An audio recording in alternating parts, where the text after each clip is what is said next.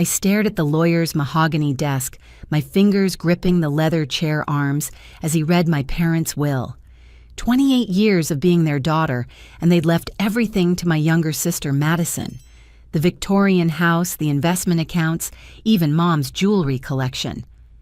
My inheritance. A single line to June, who has already received enough. My phone buzzed.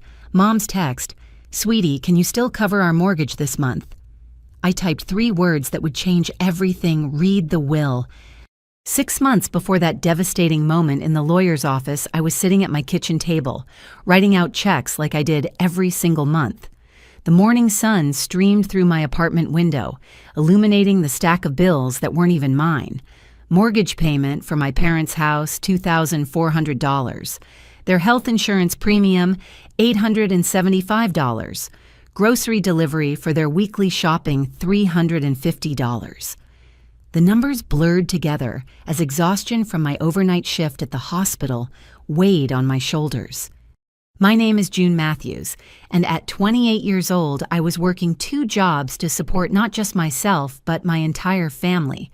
By day, I served as a pediatric nurse at Children's Memorial Hospital, caring for sick kids who reminded me why I'd chosen this profession. By night, 3 times a week, I picked up shifts at a private clinic downtown, sacrificing sleep for the extra income my family desperately needed, or so they told me. The irony wasn't lost on me that while I was barely keeping my head above water, my younger sister Madison lived a completely different life. At 25, she still occupied her childhood bedroom in our parents' Victorian house, the walls covered with ring lights and camera equipment for her budding influencer career. Her morning routine consisted of yoga classes, smoothie runs, and hours spent crafting the perfect Instagram post for her 847 followers. June's too serious. I'd overheard Mom tell her church friends last Sunday. But Madison, she's creative. She just needs time to find her path. Time. That's what they called it when Madison slept until noon while I'd already completed a 12-hour shift. Finding her path apparently required designer activewear, professional photography equipment, and endless brunches at trendy cafes that I could never afford. Mom justified it all with practiced ease. "Your sister is building something special," she'd explained when I'd questioned the new ring light setup that appeared in Madison's room. "These days, social media is a real career. She just needs our support while she establishes herself." Our support. Except our meant my checkbook and my exhaustion. I'd done the math recently sitting in the break room at 3 in the morning, using the calculator on my phone to tally up what I'd given over the years. The number made my stomach turn $120,000 over 5 years. Not loans, gifts, support, love translated into currency. "Sweetie, you're so blessed to have such a good job," Dad would say whenever I visited, usually right before mentioning some new expense. "God provides for those who provide for others." The provision seemed to flow in only one direction.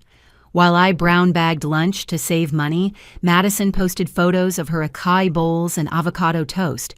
While I wore the same scrubs until they threadbare, she unboxed clothing hauls for her followers, each piece carefully curated and definitely not purchased with her non-existent income. That particular morning, as I sealed the last envelope, my phone rang. Dad's name appeared on the screen, and I already knew what was coming. "Morning, Princess," his voice boomed with false cheer. "How's my hard-working girl?" "Tired, Dad. Just got off a double shift." "Well, that's why I'm calling, actually. Your mother and I have been talking, and we've decided it's time to update our estate planning. Get everything in order. You know, we'd like you to be there for the meetings." Estate planning. The words should have set off alarm bells, but I was too exhausted to, trusting too well trained in being the responsible daughter to question it. "Of course," I heard myself saying. "When do you need me?" "This Thursday at 2. Can you make it?" Thursday meant requesting time off, losing hours, sacrificing income. But family came first. It always had. "I'll be there." "That's my girl. Oh, in June. This month's mortgage payment." "I already mailed it." "You're an angel. I don't know what we'd do without you." After hanging up, I pushed myself up from the table, my body protesting every movement. I needed to shower to sleep for a few hours before my evening shift. But as I walked past my refrigerator, something made me stop. There, held by a magnet shaped like a heart, was a photo from last Christmas. Mom, Dad, Madison, and me standing in front of their beautifully decorated tree. Madison wore a new designer dress. My parents beamed with pride, and I stood slightly apart, still in my scrubs, because I'd come straight from work. My phone buzzed with a text from Madison. "Hey sis, can you Venmo me $50? Totally forgot I have a content creation workshop today and I'm short on cash. You're the best." Content creation workshop. Is that what they were calling it now? I opened Venmo, my finger hovering over the send button. $50. That was groceries for a week, gas for my car, part of my own rent that was already stretching me thin. But Madison needed it. The family needed me to provide it. I hit send. The response was immediate, a series of heart emojis, and OMG, you're literally the best sister ever. No thank you, just enthusiasm that I'd once again solved her problem. As I finally made it to my bedroom, exhaustion pulling at every cell in my body, I couldn't shake the feeling that something was wrong. Not with the requests or the money or even Madison's lifestyle. Something was wrong with me for starting to question it all. I collapsed onto my bed, still in my scrubs, and set my alarm for 4 hours later. Before closing my eyes, I glanced at my bank balance on my phone. Savings $4,200. It should have been $40,000 by now, maybe more. But family came first. 3 days later, I was organizing paperwork for my parents' meeting with the estate attorney when I stopped by their house to pick up some documents they needed. Madison was out, probably at another yoga class, and Mom had run to the store. Dad was napping in his recliner, the TV droning in the background. "Just grab what you need from the office, sweetheart," Mom had told me over the phone. "You know where everything is." I did know. I'd been managing their paperwork for years, filing their taxes, organizing their medical records, making sure everything was in order because June's so good with details. The office was a converted bedroom that smelled like Dad's cologne and old paper. I quickly located the filing cabinet and started pulling the necessary documents. That's when I saw it. Mom's purse sat open on the desk, and poking out from the side pocket was a credit card statement. Not hers, Madison's. I shouldn't have looked. Privacy was important, boundaries mattered, all the things I'd tell myself later. But something made me pull that paper free. The number at the bottom made me sink into the desk chair. $30,000. The balance on Madison's credit card was $30,000. But that wasn't what made my hands shake as I read through the charges. Designer clothing stores, high-end restaurants, a MacBook Pro, photography equipment that cost more than I made in a month. And there at the bottom, the payment section showing exactly how this debt was being managed. Payment made by Catherine Matthews, full balance. My mother was paying Madison's credit card in full, every month, while telling me they could barely afford groceries. I heard footsteps in the hallway and quickly shoved the statement back where I found it, my heart pounding as Mom appeared in the doorway. "Oh, good, you found everything," she said brightly. "Did you see Madison's new camera? She's really taking this career seriously." I nodded, not trusting my voice. The documents in my hand felt heavier now, weighted with a truth I wasn't ready to face. They weren't poor. They weren't struggling. They were funding Madison's fantasy while I killed myself to support what I thought were their needs. "You okay, sweetie? You look pale." "Just tired," I managed. "Double shifts all week." Mom's face creased with concern that I now questioned was genuine. "You work too hard. You should take a vacation, do something nice for yourself." A vacation. With what money? With what time? Well, I paid their mortgage, and they paid Madison's designer shopping sprees. "I should go," I said, standing abruptly. "I have to get ready for work." "Of course. Thank you for handling all this estate stuff. You know how confused your father and I get with legal matters." Confused? Is that what we were calling it? I gathered the documents and headed for the door, Mom's voice following me. "Oh, June Madison's birthday is coming up. We're thinking of getting her that new iPhone for her content creation. Maybe you could contribute. I know money's tight for everyone right now." Money was tight, just not for everyone. I sat in my car outside their house for 10 minutes staring at the Victorian structure I'd helped maintain, the windows I'd paid to replace the roof I'd financed repairs for, all while my own apartment had peeling paint and a radiator that barely worked. The golden child lived inside, dreaming of influencer fame, while her bills disappeared like magic, and I was the magician making it all possible with every paycheck, every sacrifice, every exhausted moment of my life. My phone buzzed. Another text from Madison. "Thanks for the $50. You're seriously the best. Oh, BTW, can you cover my phone bill this month? Things are super tight with all my business expenses." Business expenses. For a business that made no money. I turned off my phone and drove to work. The credit card statement burned into my memory like a brand. $30,000. $120,000 from me. And somehow they were still asking for more. That night, as I cared for a 6-year-old recovering from surgery, his parents taking shifts to stay by his bedside, I thought about what family really meant. These strangers would do anything for their child, both of them sacrificing equally, both of them present. Neither of them asking the other to carry all the weight alone. "You're really good with him," the mother said as I adjusted the boy's IV. "Do you have kids of your own?" "No," I replied.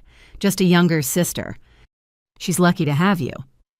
Was she, or had we all confused enabling with love, sacrifice with support? As I finished my rounds, the questions multiplied in my mind like the medical charts I updated. How much was too much?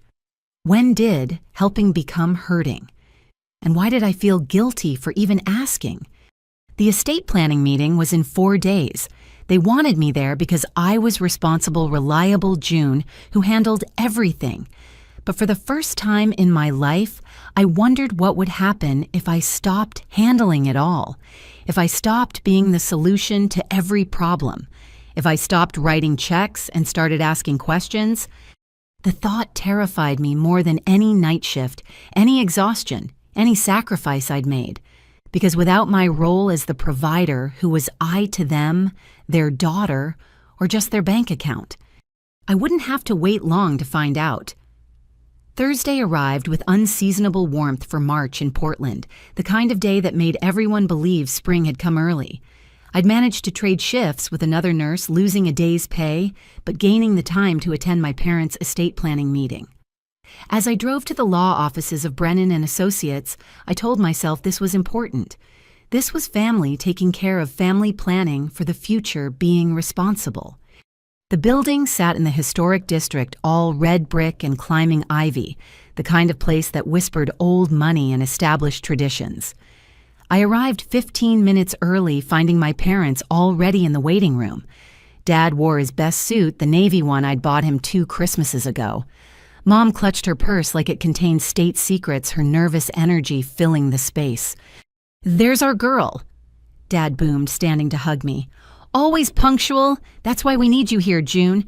You understand all this legal nonsense." "Where's Madison?" I asked, though I already suspected the answer. Mom's face performed a familiar dance of excuse-making. "Oh, you know your sister. She had a very important meeting with a potential brand sponsor. This could be her big break." A brand sponsor for 847 followers. I bit back the observation and smiled, instead the expression automatic after years of practice. "Shall we head in?" A woman in her 50s emerged from an office, her handshake firm and professional. "I'm Patricia Brennan. You must be June. Your parents have told me so much about you." The conference room smelled of leather and lemon polish, afternoon light streaming through tall windows. Ms. Brennan arranged documents across the mahogany table, while my parents settled into their chairs. I pulled out my notebook, the same one I used for managing their finances, ready to take whatever notes might be needed. So, Ms. Brennan began, her eyes moving between the 3 of us. "Let's start with the basics. We're here to ensure your assets are properly distributed according to your wishes. Can you walk me through your major holdings?" Mom looked at me expectantly. Of course. I cleared my throat and began the recitation I knew by heart. The house on Elm Street, purchased in 1992, currently valued at approximately $600,000.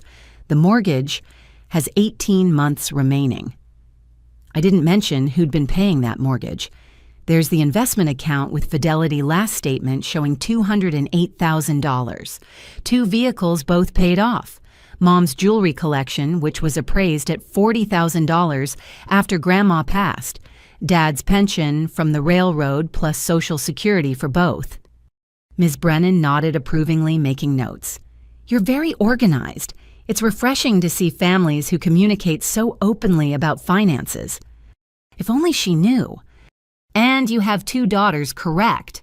The attorney continued. June here and Madison. Mom supplied quickly. She couldn't make it today. She's building her career as a social media influencer. I see. Well, it's good to have at least one family member here who understands the process. Ms. Brennan's smile toward me was warm, appreciative. Now let's discuss your wishes for distribution. Dad shifted in his chair, that telltale sign he was about to say something he'd rehearsed. We believe in fairness, Ms. Brennan. Both our girls are precious to us. Of course. And how would you define fairness in this context? The silence stretched too long. Mom's fingers worried the handle of her purse, while Dad studied the wood grain of the table with sudden intensity. I watched them, these people I'd loved and trusted my whole life, as they struggled with words they'd clearly discussed in private. Well, Mom finally ventured. Circumstances are different for each child. We want to make sure everyone is taken care of appropriately. Appropriately. The word hung in the air like smoke from a fire I couldn't yet see. Ms. Brennan continued professionally pulling out forms and explaining options. Trusts versus direct inheritance, tax implications, the importance of updating beneficiaries. I took notes mechanically, my handwriting neat and precise, while something cold settled in my stomach. Now, June Orse, the attorney, addressed me directly. As someone who's clearly involved in your parents' financial planning, do you have any questions or concerns? Before I could respond, Dad interjected. June's always been our practical one. Head on her shoulders, good job, takes care of herself. She got the brains in the family.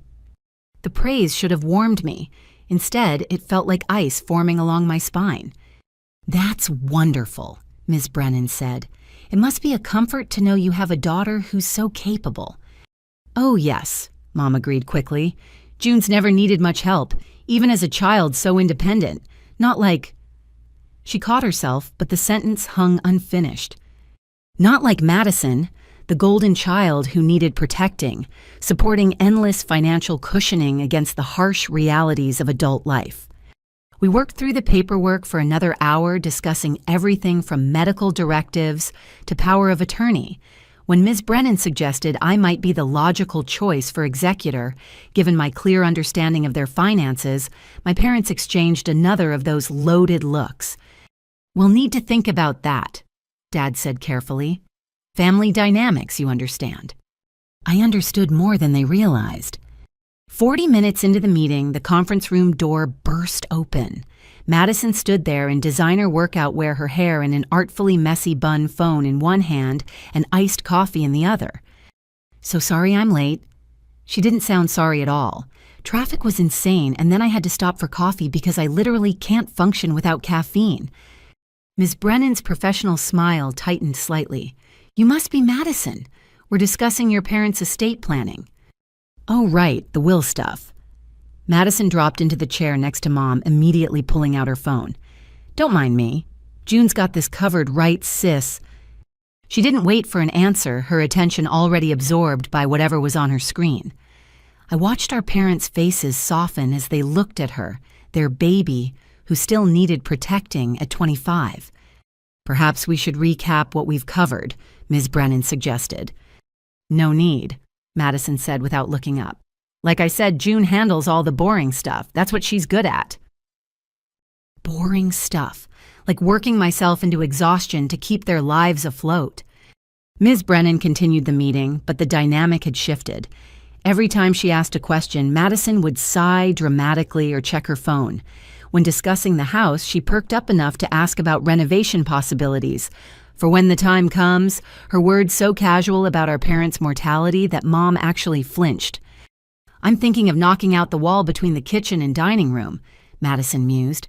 "Open concept is so much better for content creation. Natural light is everything." "Madison," I said quietly, "this isn't really the time." "God, June, relax. I'm just thinking ahead. Someone has to have vision for that place." That place, our childhood home reduced to a future content creation studio. Ms. Brennan wrapped up the meeting with practiced efficiency, probably eager to see us go. As we gathered paperwork, she handed me her card. "If you have any questions as executor, if you're chosen as executor, please don't hesitate to call." "Thank you." I managed slipping the card into my notebook. We filed out of the office, Madison already halfway to the parking lot, her yoga mat bouncing against her hip as she rushed to her next class. Mom and Dad lingered on the sidewalk, the afternoon sun highlighting the gray in their hair. "Thank you for coming, sweetheart," Mom said, patting my arm. "You're so good with all these details. Madison just doesn't have the patience for it." "Speaking of which," Dad added, his timing no accident, "next month we're going to need a little extra. The property taxes are coming due, and with everything else." Everything else being Madison's lifestyle I now knew, but I nodded anyway, already calculating what extra shifts I could pick up. "June, you're a lifesaver," Mom beamed. "We're so blessed to have you." They walked to their car, Dad's hand on Mom's back, a united front of parents who'd just spent 2 hours planning how to leave everything to one daughter while the other paid their bills. I sat in my own car engine, off watching them drive away. My phone buzzed with a text from Madison. "Thanks for handling that boring meeting, BTW. Can you believe how shabby that lawyer's office was? When I'm a successful influencer, I'm definitely hiring someone better.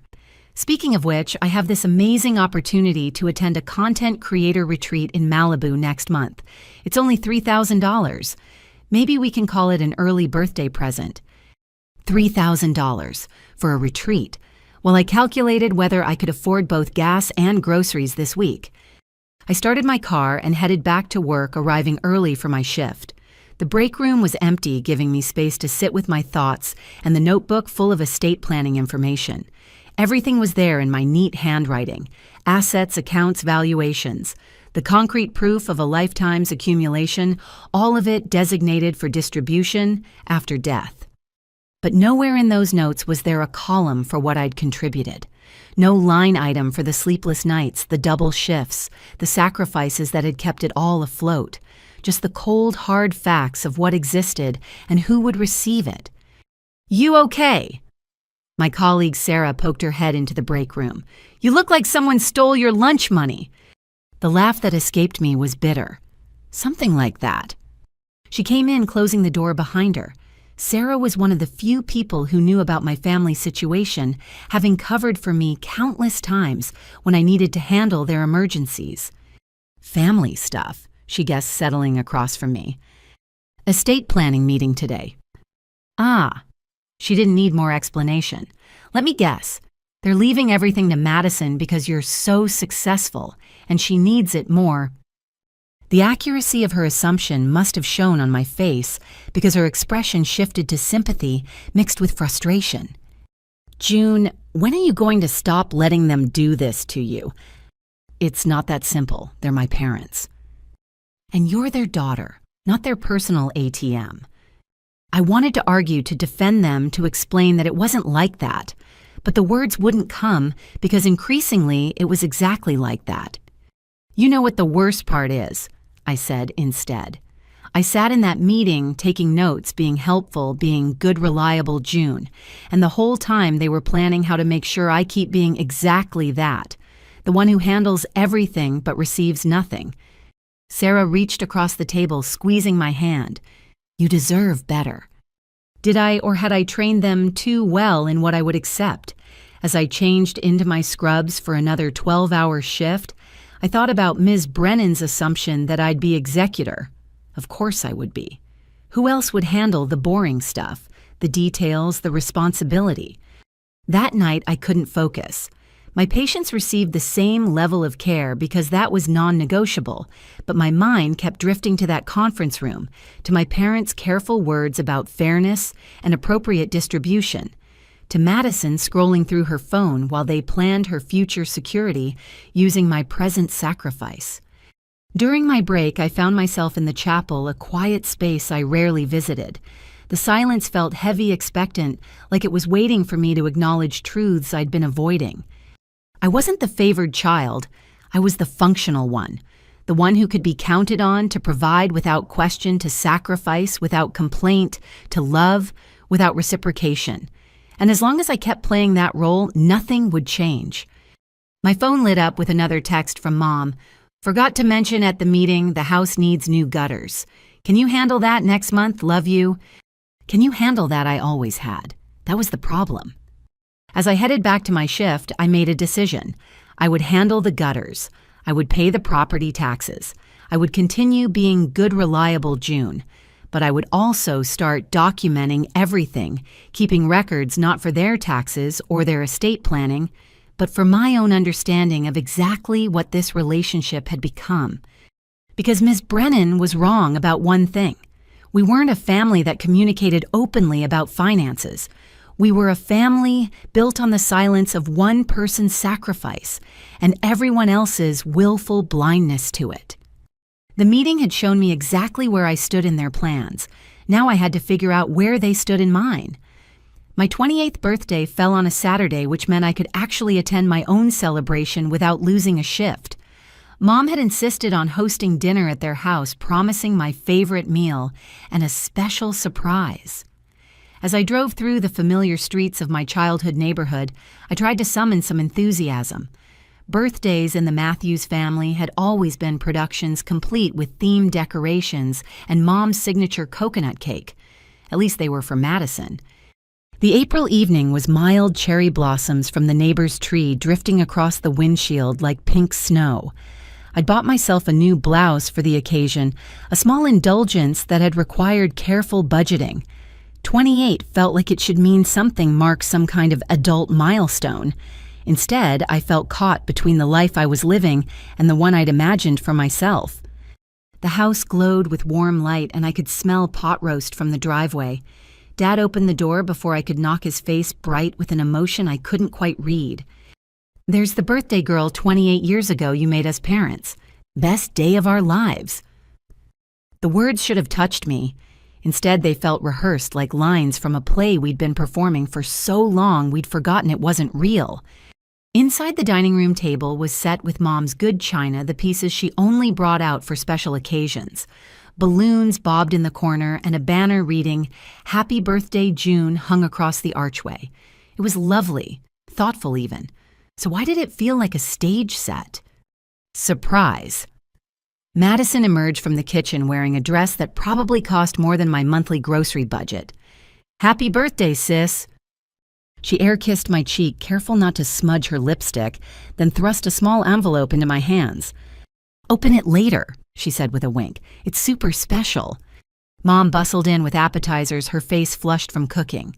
"Sit, sit, birthday girls don't help in the kitchen." The rule apparently only applied to birthdays because every other family dinner found me elbow deep in dishes, while Madison updated her Instagram stories.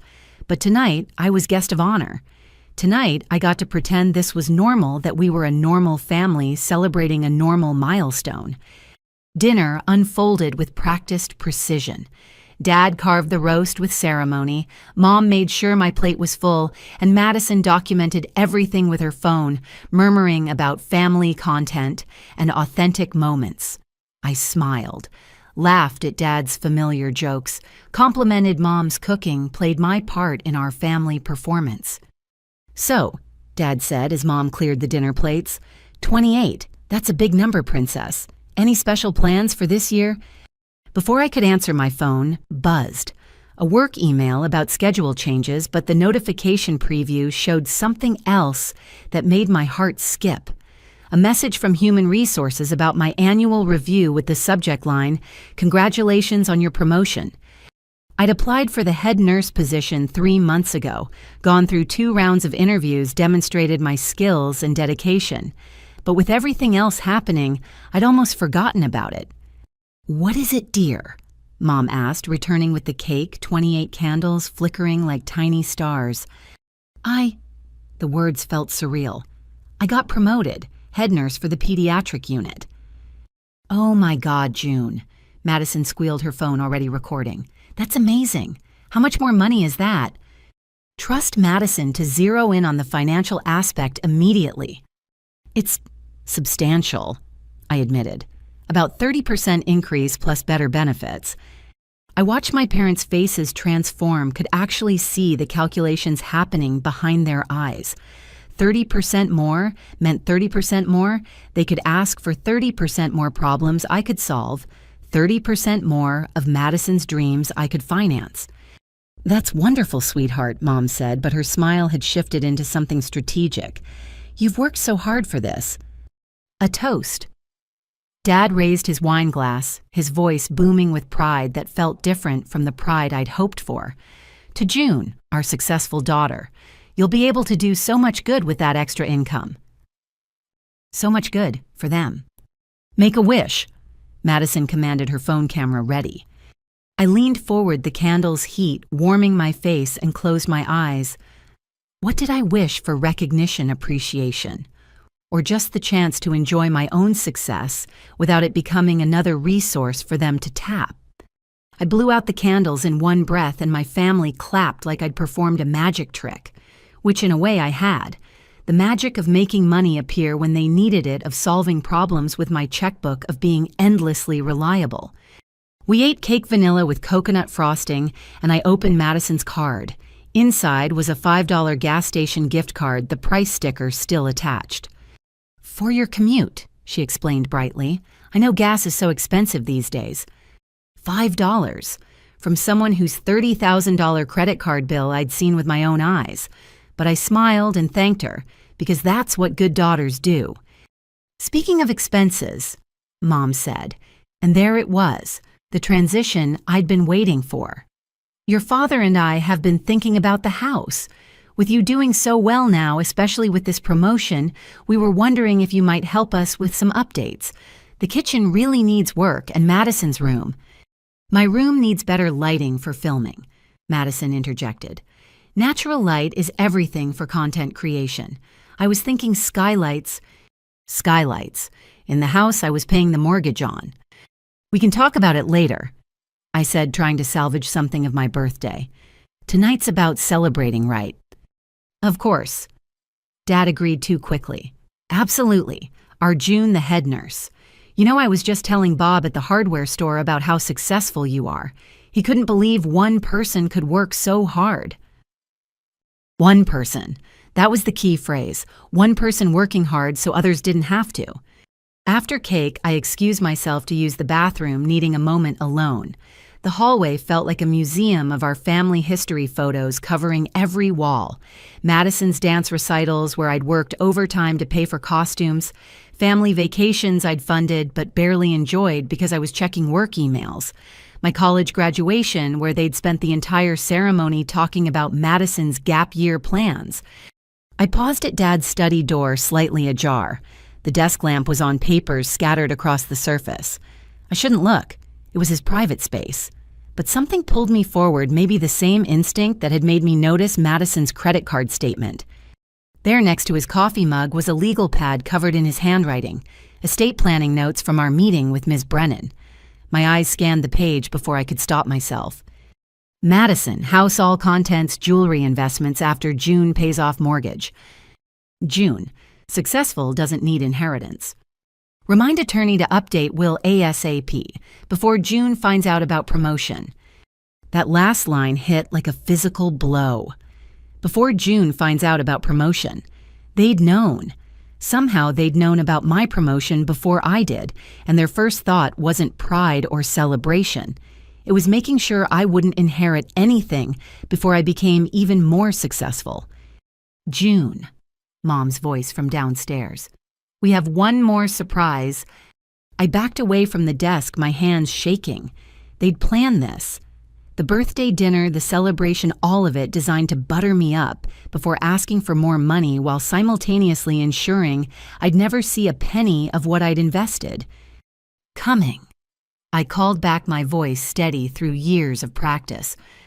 They were assembled in the living room like a tableau. Madison curled on the couch, with her phone parents standing by the fireplace. Dad held a wrapped box, his smile wide and expectant. "We wanted to give you something special," he said, handing me the gift. "For all you do."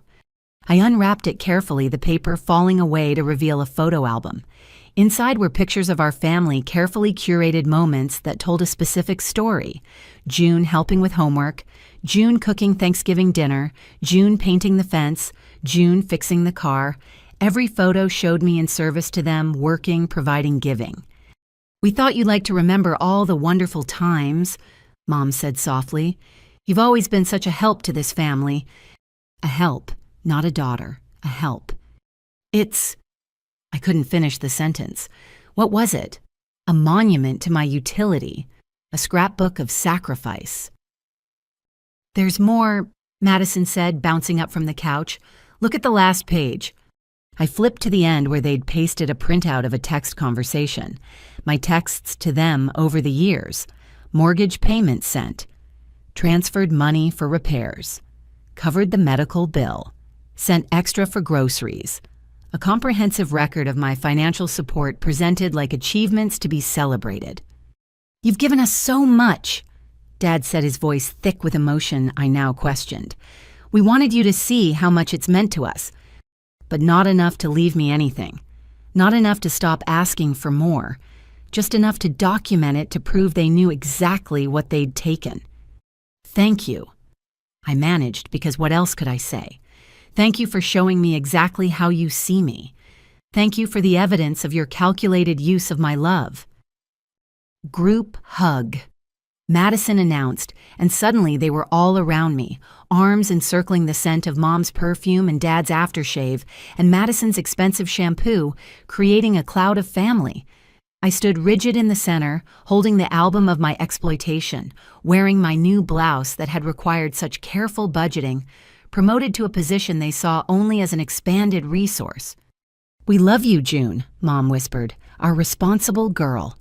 After they released me, I gathered my things quickly, claiming an early shift that didn't exist. They walked me to the door, still glowing with the success of their surprise, unaware that they'd given me the greatest gift possible: clarity. "Oh, before you go," Mom said, "about that kitchen renovation." "I'll think about it," I said, cutting her off. "I need to review my finances with the new position." Something in my tone must have registered, because she blinked, taken aback. I'd never put them off before, never suggested my money might have other purposes. "Of course," she recovered. "No rush, whenever you can." I drove home through streets that blurred with unshed tears, the photo album on my passenger seat, like evidence in a crime I was only now recognizing. 28 years old, head nurse, successful, independent, accomplished, and to my family, nothing more than a resource to be managed, a well that would never run dry. In my apartment, I set the album on my kitchen table and opened my laptop. If they were documenting my support, I could do the same. I created a spreadsheet going back through bank statements, canceled checks, Venmo history.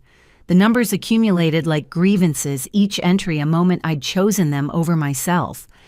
My phone buzzed with a text from Madison. "Thanks for being the best sister ever. Can't wait to renovate my room with your help." I didn't respond. Instead, I continued entering data, building a case for a crime that wasn't illegal, but felt like theft all the same. They'd stolen my 20s, my savings, my dreams of home ownership or travel, or just the simple luxury of not constantly calculating whether I could afford both food and their needs. The promotion should have been a celebration. Instead, it was a revelation. They didn't see success. They saw opportunity. They didn't see their daughter. They saw their solution. As midnight passed and my birthday officially ended, I made myself a promise. I would continue documenting everything, every request, every payment, every sacrifice. Not because I planned to show them or demand repayment, but because I needed to see it clearly laid out in undeniable black and white. The photo album they'd given me told one story. The spreadsheet I was creating told another. Somewhere between those two versions was the truth about what we'd become and what I needed to do about it. But first, I had a will to think about, one that would leave me nothing except the bitter understanding that being the good daughter had cost me everything. 2 weeks after my birthday life settled into a new rhythm, I'd started my position as head nurse, the increased responsibilities matching my temperament far better than I'd expected. The pediatric unit ran like clockwork under my organization, and for the first time in years, I felt genuinely proud of something that belonged only to me. The salary increase sat untouched in a new savings account one my family didn't know about. Not yet. It was a Thursday morning unseasonably cool for late April. I just finished a particularly challenging night shift helping stabilize a premature infant whose parents had held vigil for 36 straight hours. Their devotion taking turns so someone always had skin-to-skin contact with their baby reminded me what family was supposed to look like: equal sacrifice, shared burden, unconditional love that didn't come with a price tag. I'd barely made it home, hadn't even changed out of my scrubs when my phone exploded with calls. Madison, Mom, Dad, Madison, again. My first thought was that something had happened to the house, maybe a fire or break-in. But the voicemail from Mom was pure hysteria. June. Oh God, June, it's your father. His heart, we're at Regional Medical. Come quickly, please. The exhaustion evaporated. I grabbed my keys, my medical brain already running through possibilities. Dad was 62, relatively healthy despite his love of red meat and aversion to exercise. Some chest pain last year that turned out to be indigestion. But hearts were unpredictable and Mom's panic sounded real. Regional Medical was 20 minutes away. I made it in 12 using every shortcut learned from years of racing to work. The emergency department was familiar territory. I'd done rotations here during nursing school. The triage nurse recognized me. June, your family's in room 7. Dr. Morrison is with them. I knew Morrison, a competent cardiologist who didn't suffer fools or exaggeration. If he was involved, this was serious. I pushed through the curtain to find Dad on a gurney connected to monitor's oxygen cannula in place. His color was good, too good for a major cardiac event. Mom clutched his hand like she was preventing him from floating away. Madison sat in the corner filming. June. Dad's voice was strong, another inconsistency. You came. Of course I came. I moved to the monitors, reading the numbers with practiced eyes. Heart rate slightly elevated but regular. Blood pressure normal. Oxygen saturation perfect. What happened? He collapsed. Mom interjected before Dad could answer. Right in the kitchen, clutching his chest, gasping. I thought we were losing him. Madison looked up from her phone. I got some of it on video. The ambulance arrival was super dramatic. I stared at her. You filmed Dad having a cardiac event. Content is everywhere. She shrugged. Besides, it'll be good for the vlog. Day my dad almost died will get major engagement. Before I could respond, Dr. Morrison entered with a tablet. His expression was carefully neutral, the look of a doctor managing difficult family dynamics rather than a medical crisis. Ms. Matthews? He nodded at me. I understand you're in the medical field. Head of pediatric at Children's Memorial. I confirmed. What are his test results? Morrison glanced at my parents, then back at me. EKG is normal. Cardiac enzymes negative. Chest X-ray clear. We're waiting on one more round of blood work, but preliminarily your father appears to have had a panic attack. Panic attack. Mom's voice pitched higher. But the pain, the gasping. Panic attacks can mimic heart attacks very convincingly, Morrison explained patiently. We'll keep him for observation, run a stress test to be safe, but I'm not seeing anything concerning from a cardiac standpoint. I studied Dad's face as Morrison spoke. Something flickered there, not relief, exactly more like disappointment. However, Morrison continued, your father is insisting on a full cardiac workup, every test available. I've explained that insurance typically won't cover non-indicated procedures, but he seems quite adamant. Money's no object when it comes to health, Dad said quickly. Right, June? There it was, the setup. We'll discuss it, I said carefully. Thank you, Dr. Morrison. After he left, the room fell silent except for the steady beep of monitors. Madison had stopped filming, probably because actual medical information wasn't dramatic enough for her followers. Mom continued her death grip on Dad's hand while he avoided my eyes. A panic attack, I said finally. What triggered it? Does it matter? Mom snapped. He could have died. But he didn't. His heart is fine. So what happened this morning that caused such severe anxiety?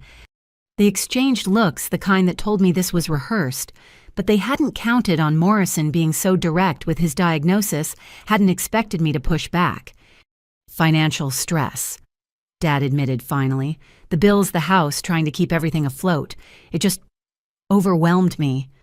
Financial stress. While I paid their mortgage, their groceries, their utilities. While they paid Madison's credit cards and funded her lifestyle. Maybe I should take some time off.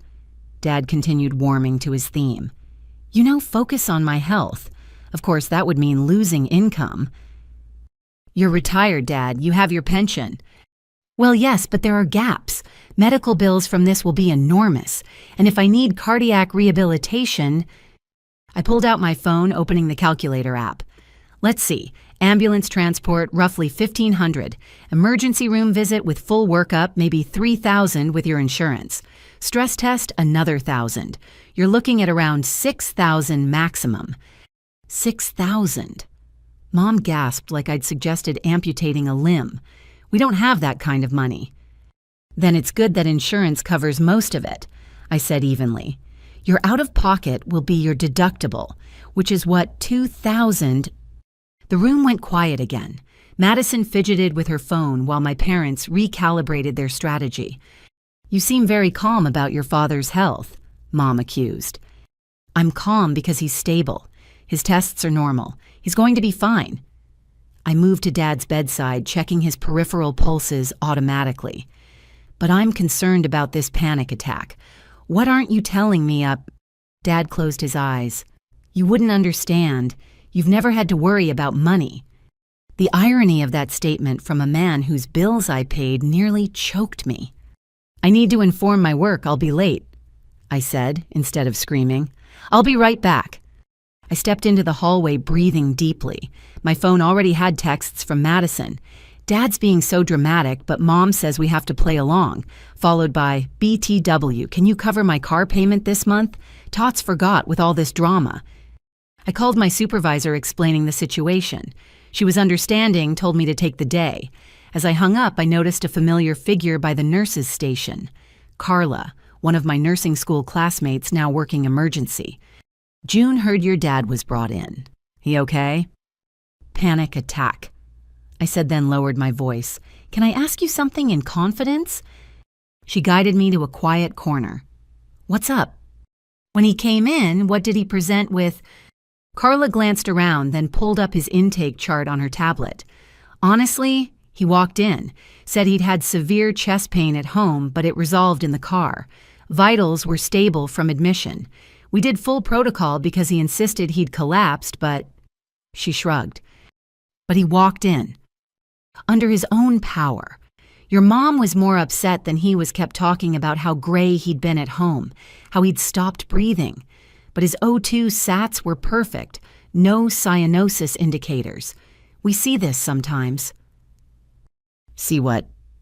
Family members amplifying symptoms. Sometimes for attention, sometimes for other reasons. Your dad specifically asked about admission criteria, how long observation would be, whether you'd be notified as next of kin. He'd asked if I'd be notified. Of course. Thanks, Carla. Hey, family stuff is complicated. Just focus on the fact that he's okay. I returned to room 7 to find Madison live streaming from the hallway. Hey everyone, super scary day, but Daddy's gonna be okay. Thank you all for the prayers and positive vibes. Madison, I said sharply, this is a hospital. People are actually sick here.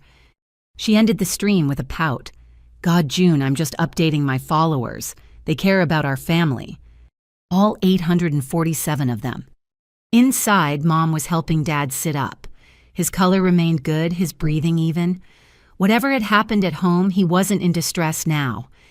The doctor says I can go home tomorrow, Dad announced, but I'll need monitoring, someone to stay with me. I'll hire a visiting nurse, I offered. A stranger. When I have a daughter who's a nurse. Mom's eyes filled with convenient tears. June, he needs family. He needs you. I have a job, a new position with responsibilities. More important than your father's life. The tears spilled over. We've never asked you for anything. Mom. The word came out sharper than intended. You ask me for money every month. The tears stopped like a faucet turning off. Madison's eyes widened, probably because I'd never pushed back before. That's different, Mom said stiffly. That's family helping family. And this isn't. He could die, June. Dr. Morrison literally just said his heart is fine. Doctors can be wrong. What if they missed something? What if he has another attack and no one's there? I looked at Dad, who had the grace to appear uncomfortable with Mom's performance, but not uncomfortable enough to stop it. I'll take FMLA leave, I heard myself saying. Unpaid family medical leave, 1 week. If you're not better by then, we hire professional help. You're an angel, Dad said quickly before I could change my mind. I knew we could count on you. Count on me. To sacrifice my wages, my new position's momentum, my own well-being for a panic attack they were inflating into a cardiac crisis. I spent the rest of the day at the hospital coordinating with Morrison, arranging Dad's discharge, playing the devoted daughter, while inside I seethed. Madison left after an hour to attend a crucial influencer workshop. Mom alternated between fawning over Dad and texting prayer requests to her church group, ensuring maximum attention for their crisis. That evening, Morrison pulled me aside. Your father's insisting on a cardiac catheterization. I've explained it's unnecessary, but he wants to be absolutely certain. That's an invasive procedure with its own risks, which I've explained, but he says you'll cover any costs insurance doesn't. Morrison's expression was carefully neutral. I wanted to verify that before scheduling. Don't schedule it, I said firmly. His tests are normal. We're not doing unnecessary procedures. I'll document that in his chart. As Morrison walked away, I realized this was the first time I'd said no to a financial request from my family. It felt strange, foreign, like wearing someone else's clothes. Dad was discharged the next morning with fanfare worthy of a war hero's homecoming. Mom had alerted extended family who gathered at their house with casseroles and sympathy. I set up a medication schedule. He didn't need checked vitals that were perfect played nurse to a patient who wasn't sick. You're so good to us. Aunt Linda gushed Mom's sister, who'd never offered to help with their bills. Taking time off work and everything. She's always been the responsible one, Mom said, basking in reflected attention. We're so blessed. Madison arrived late afternoon with a film crew. Not a real one, just 2 friends with phones, but she directed them like Scorsese. I want to capture Dad's recovery journey, she announced. It'll be inspiring content. He had a panic attack, I reminded her. There's no recovery journey. Don't be negative, she snapped. This is important for my brand. Her brand, built on our father's fake cardiac emergency.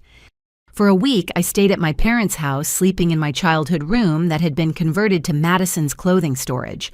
I monitored Dad's perfect vitals, administered unnecessary medications, watched him milk his condition for every ounce of sympathy, while losing wages I couldn't afford to lose.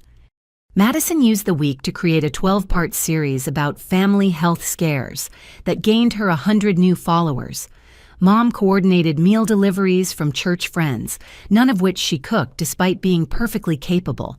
And Dad alternated between clutching his chest when others were around and being completely normal when we were alone. You know, he said on day 5, finding me on the back porch during a rare moment of solitude, this has been nice, having you home. I'm losing $700 a day in wages, I said without looking at him. Money isn't everything, princess. It is when you don't have it, He was quiet for a moment. Your mother thinks we should update the will. Make sure Madison's protected if something happens to us. Madison's 25. She can protect herself. She's not like you, June. She needs guidance support. The house would give her stability.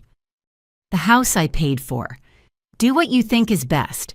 I said the words ash in my mouth. I knew you'd understand. You always do. On the 7th day, I packed my things while Dad demonstrated his miraculous recovery by mowing the lawn. Mom tried to extend my stay, citing vague concerns about his fragile state. But I held firm. I'd given them a week of my life-lost wages I desperately needed played along with their medical theater. Enough. But what if he has another episode? Mom pleaded. Then you call 911, like you did this time. You're abandoning him, Madison accused, camera rolling. His own daughter, a nurse, abandoning him in his time of need. I looked directly at her camera. I took unpaid leave to provide 24/7 care for a man whose tests all came back normal. I've lost $5,000 in wages. How exactly is that abandonment? She stopped recording, probably because the truth didn't fit her narrative. As I drove away from their house, my phone pinged with a notification from my bank. My new savings account, the one they didn't know about, had dropped below $1,000 after a week without pay. But at least it still existed. At least I'd said no to the catheterization, drawn one small boundary in the sand. That night, alone in my apartment, I added up the true cost of Dad's panic attack. Lost wages, $4,900. Gas for daily hospital visits, $60. Medications he didn't need but insisted on $200.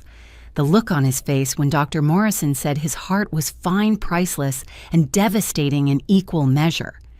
I pulled out my laptop and updated my spreadsheet, adding a new column, Manipulation Tactics. Under it, I wrote, Dad's cardiac event. Panic attack presented as heart attack to trigger caregiver response. 1 week unpaid leave, lost wages, $4,900. Family collected sympathy, attention, and free meals while I provided unnecessary care.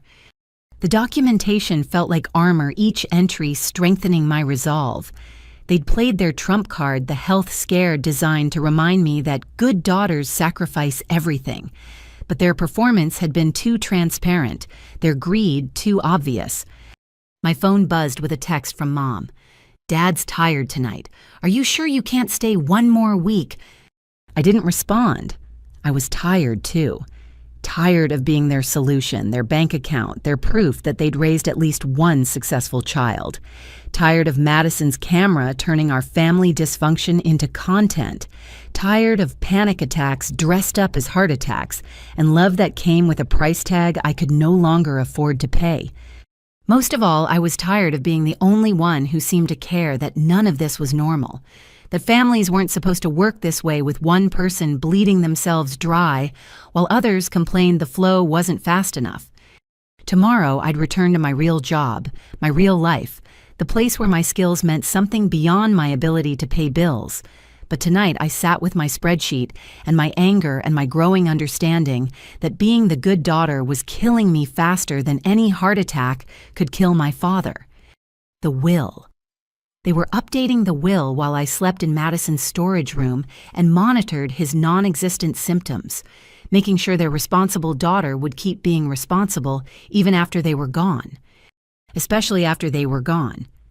May arrived with unseasonable rain, turning Portland into a watercolor painting of grays and greens. I'd thrown myself back into work after Dad's theatrical medical emergency, picking up extra shifts to recoup the lost wages. The pediatric unit had welcomed me back with the controlled chaos I'd grown to love. Real emergencies, real solutions, real gratitude from families who appreciated care given freely. 3 weeks had passed since Dad's miraculous recovery. He'd returned to his routine of golf twice a week and poker nights with his buddies, showing no signs of the fragile condition that had cost me $5,000. Madison had milked the content for all it was worth, gaining almost 200 new followers from her Family Health Crisis series. Mom had frozen enough sympathy casseroles to last through summer. I should have known the respite wouldn't last. The call came on a Tuesday evening as I was reviewing staffing schedules for the following month. Mom's ringtone, A Mother's Love by Jim Brickman, which she'd programmed herself, interrupted my concentration. "June, thank God you answered. We have an emergency." My hand tightened on the phone. "Is Dad okay?" "Oh, he's fine. It's the house. The inspector came today for our insurance renewal, and he says if we don't fix the foundation immediately, they'll cancel our policy. We could lose everything." Foundation issues in a house I'd paid to maintain for years. What exactly did the inspector say? Something about cracks and settling and water damage. I didn't understand half of it, but he said it's serious. $20,000 serious. 20,000. The number hung between us like a sword. "Did you get a second opinion?" "There's no time. He said we have 30 days or the insurance company drops us. Without insurance, the mortgage company could foreclose. June, we could be homeless." Homeless. In the $600,000 house I'd been paying for. "Email me the inspection report," I said already, knowing I'd regret it. "I'll look at it tonight." "You're an angel. I told your father you'd know what to do." The report arrived within minutes, as if she'd been waiting with her finger on the send button. I read through it carefully, my medical training useful for parsing technical language. The foundation did show some settling normal for a house built in 1992. The recommended repairs were preventative, not emergency. The insurance threat was real but standard. Companies often used renewal periods to demand upgrades. I called 3 contractors that night describing the issues. Their estimates ranged from $8,000 to $12,000 for necessary repairs. $20,000 would gold plate the foundation. "It's definitely not an emergency," the third contractor, Mike, told me. That settling's been happening for years, but insurance companies love to strong-arm homeowners during renewals. I could do the essential repairs for $10,000, have it done in 2 weeks. $10,000. Still a massive sum, but half what Mom had quoted. I saved Mike's number and opened my laptop to check my accounts. The new savings account held $1,200. My checking had enough for rent and utilities. The promotion had helped, but recovering from Dad's fake emergency had drained me. I could take out a personal loan. My credit was excellent, interest rates reasonable. But the thought of going into debt for their house made my stomach churn. The next morning, I drove to their house before my shift. Dad was in the garage organizing tools he never used. Mom waited in the kitchen with coffee and her most pitiful expression. "Did you read the report?" She clutched her mug like a life preserver. "I did, and I called contractors. The repairs can be done for $10,000, not $20,000. "Oh," relief flooded her face. "That's wonderful, so you can handle it." "I didn't say that. I said the cost is lower than you thought." Her face fell. "But June, you have to help us. Where else would we get $10,000? "From the equity in your house, a home improvement loan, your savings." "We can't take on debt at our age," Dad said, joining us. He'd clearly been listening from the garage. "And our savings, well, things have been tight." Tight, while funding Madison's lifestyle.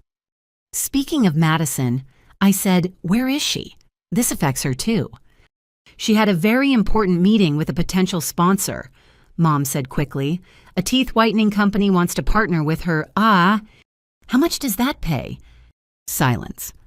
"It's about exposure," Mom finally said. "Building her platform." "So nothing. It pays nothing."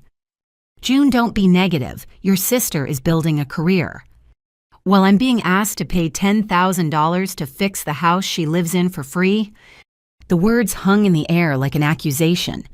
Dad's face flushed while Mom's mouth opened and closed soundlessly. "This is our family home," Dad said sternly. "Where you grew up. Doesn't that mean anything to you?" "It means everything, which is why I've paid the mortgage for 5 years." "We appreciate that." "Do you? Because from where I'm sitting, it looks like you expect it. Like it's my job to solve every problem with my checkbook."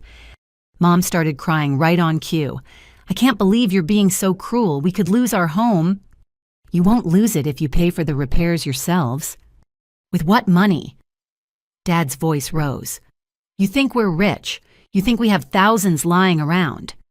I think you have options you're not exploring because asking me is easier.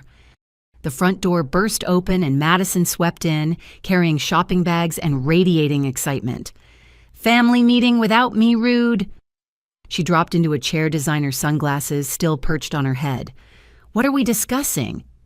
"The house needs foundation repairs," I said flatly. $10,000 worth. "Oh, good. I actually wanted to talk about the house, too." Madison pulled out her phone, scrolling rapidly. "I've been accepted into this amazing content creator house in Los Angeles. It's like a collective where influencers live and create together. Career-changing opportunity." "That's wonderful, sweetheart." Mom beamed through her tears. "But here's the thing," Madison continued. "I need to show financial stability to get in. So I was thinking once June fixes the foundation, maybe we could do a full renovation. Update the kitchen, knock out some walls, create a proper studio space. Then I could rent it out when I move to LA, use the income to show I'm financially responsible." I stared at her. "You want me to pay for foundation repairs on a house you plan to renovate and rent out?" "Not just foundation repairs. A full upgrade. I've already talked to a designer. She says we could increase the value by at least $100,000 with the right improvements." Well, you know what I mean. Think of it as an investment. An investment in a house I don't own." Madison rolled her eyes. "God, June, why are you being so selfish? This is my career we're talking about." "Your career that makes no money." "Yet, it doesn't make money yet." She turned to our parents. "Tell her how important this is." Mom and Dad exchanged glances, having one of their silent conversations perfected over 34 years of marriage. "Maybe," Dad said slowly, "we could do both. Fix the foundation and do some updates for Madison's future. It would really help her career," Mom added, "and increase our home value." "Our home value," I repeated. "The home you're leaving entirely to Madison." Another silence, heavier this time. "How did you—" Mom started, then stopped. "Does it matter? The point is, you want me to invest tens of thousands of dollars in a property I'll never inherit." "You don't need an inheritance," Madison said, as if explaining to a child. "You have a good job. I need the security." "I have a good job because I worked for it. 2 jobs, actually, while you've been playing influencer on my dime." "Your dime?" Madison's voice pitched higher. "I've never taken money from you." "No, you take it from Mom and Dad who get it from me. It's money laundering for the entitled." "June," Mom gasped. "That's a terrible thing to say." "Is it? Let's do the math. I pay their bills, they pay your bills. I'm funding your lifestyle with extra steps." Madison stood abruptly, her chair scraping against the floor. "You know what? I don't need this negativity. When I'm famous and successful, we'll see who's bitter then."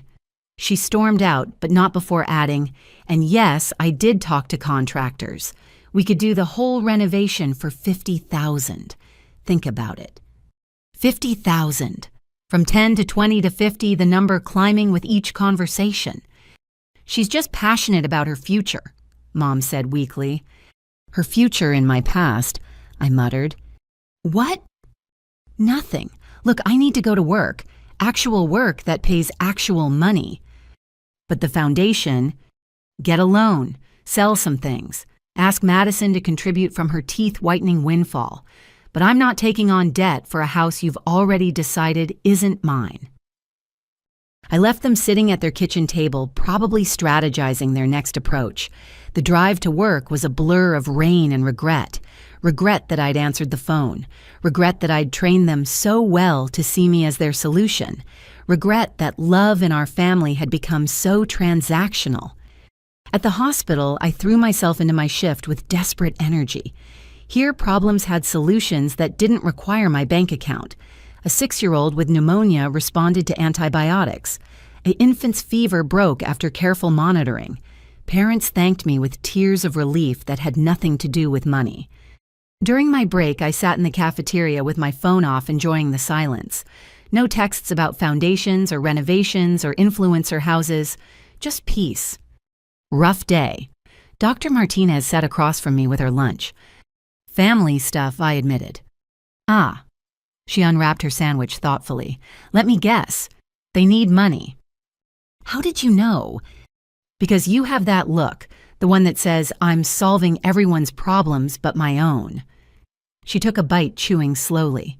Want some unsolicited advice? Sure. Stop. Just stop. They'll figure it out or they won't, but either way, it's not your responsibility. They're my parents. And you're their daughter, not their emergency fund. There's a difference. That night, I went home to 17 missed calls and twice as many texts. The family group chat had exploded with messages ranging from guilt trips to renovation ideas. Madison had created a Pinterest board for the house updates. Mom had forwarded emails from contractors, each, quote, higher than the last. Dad had sent a single message, disappointed in your selfishness. I archived the entire conversation without reading most of it. Instead, I updated my spreadsheet, adding the renovation scheme to my growing documentation. The ask had evolved from foundation repairs to a full renovation to support Madison's influencer dreams, none of which I would benefit from. The entitlement was breathtaking in its scope. My laptop dinged with an email. Mike the contractor following up on our conversation. His quote was still $10,000 for necessary repairs, but he'd added a note. I sensed you might be dealing with family pressure. If it helps, I can write a report stating the repairs aren't immediately critical. Might buy you some time to figure things out. I smiled the first genuine smile all day, a stranger showing more consideration than my own family. Thank you, I typed back. Please send that report. I'll handle this situation differently. Differently meant not handling it at all. Let them figure out their foundation, their renovation dreams, their financial reality without my checkbook as a crutch. I was done being their solution to problems they created. My phone buzzed with one final text from Madison. FYI, I measured your old room. It would make a perfect walk-in closet for my influencer wardrobe. Thanks in advance for making this happen, sis. My old room, where I'd studied for my nursing boards, planned my future, dreamed of the life I was building, reduced to storage for Madison's pretensions funded by my sacrifice. I turned off my phone and went to bed, rain pattering against windows in the apartment I paid for with money I earned at the job I'd worked to achieve. Tomorrow would bring new messages, new guilt, new elaborate schemes to separate me from my savings. But tonight, I slept, knowing I'd finally said no.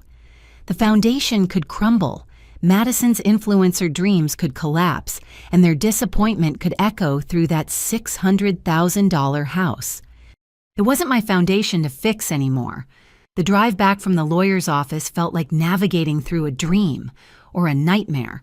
My hands gripped the steering wheel of my 8-year-old Honda Civic, the car I'd never upgraded, because family always needed something more urgent than my comfort.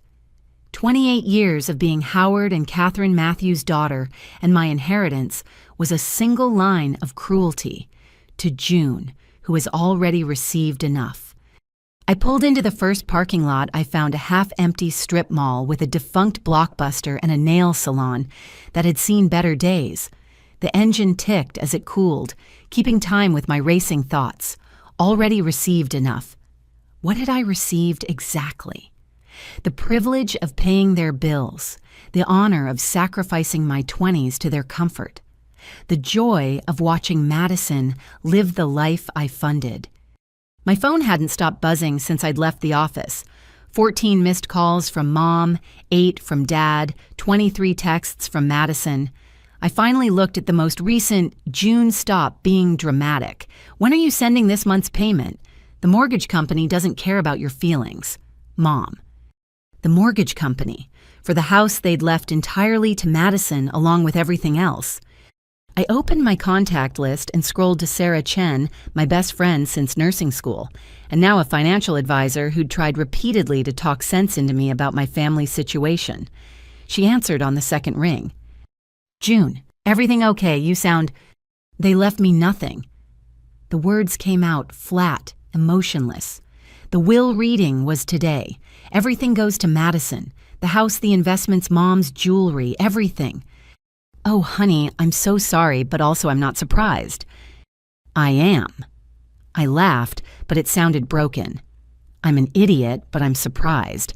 Some part of me actually thought, God, Sarah, I've given them everything. I know. Can you come over? We should talk. I can't. I have to. I stopped. What did I have to do? Send the mortgage payment for a house I'd never inherit. Cover the utilities for Madison's future content creation studio. Actually, yes, I'll be there in 20.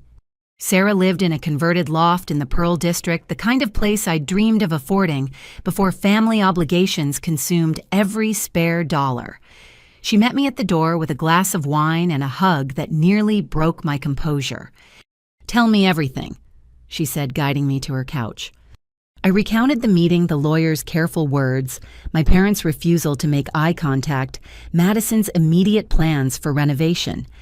Sarah listened without interrupting, occasionally refilling my glass. "Show me your bank statements," she said when I finished. "What?" "Your bank statements. All of them. It's time we calculate exactly what this has cost you." I pulled up my banking app with trembling fingers. Sarah had her laptop ready, creating a spreadsheet with practiced efficiency. For the next 2 hours, we went through everything. Every transfer, every check, every Venmo payment to Madison. The numbers accumulated like evidence in a crime I'd been too blind to see. $347,000, Sarah finally announced. "In 8 years, you've given them $347,000.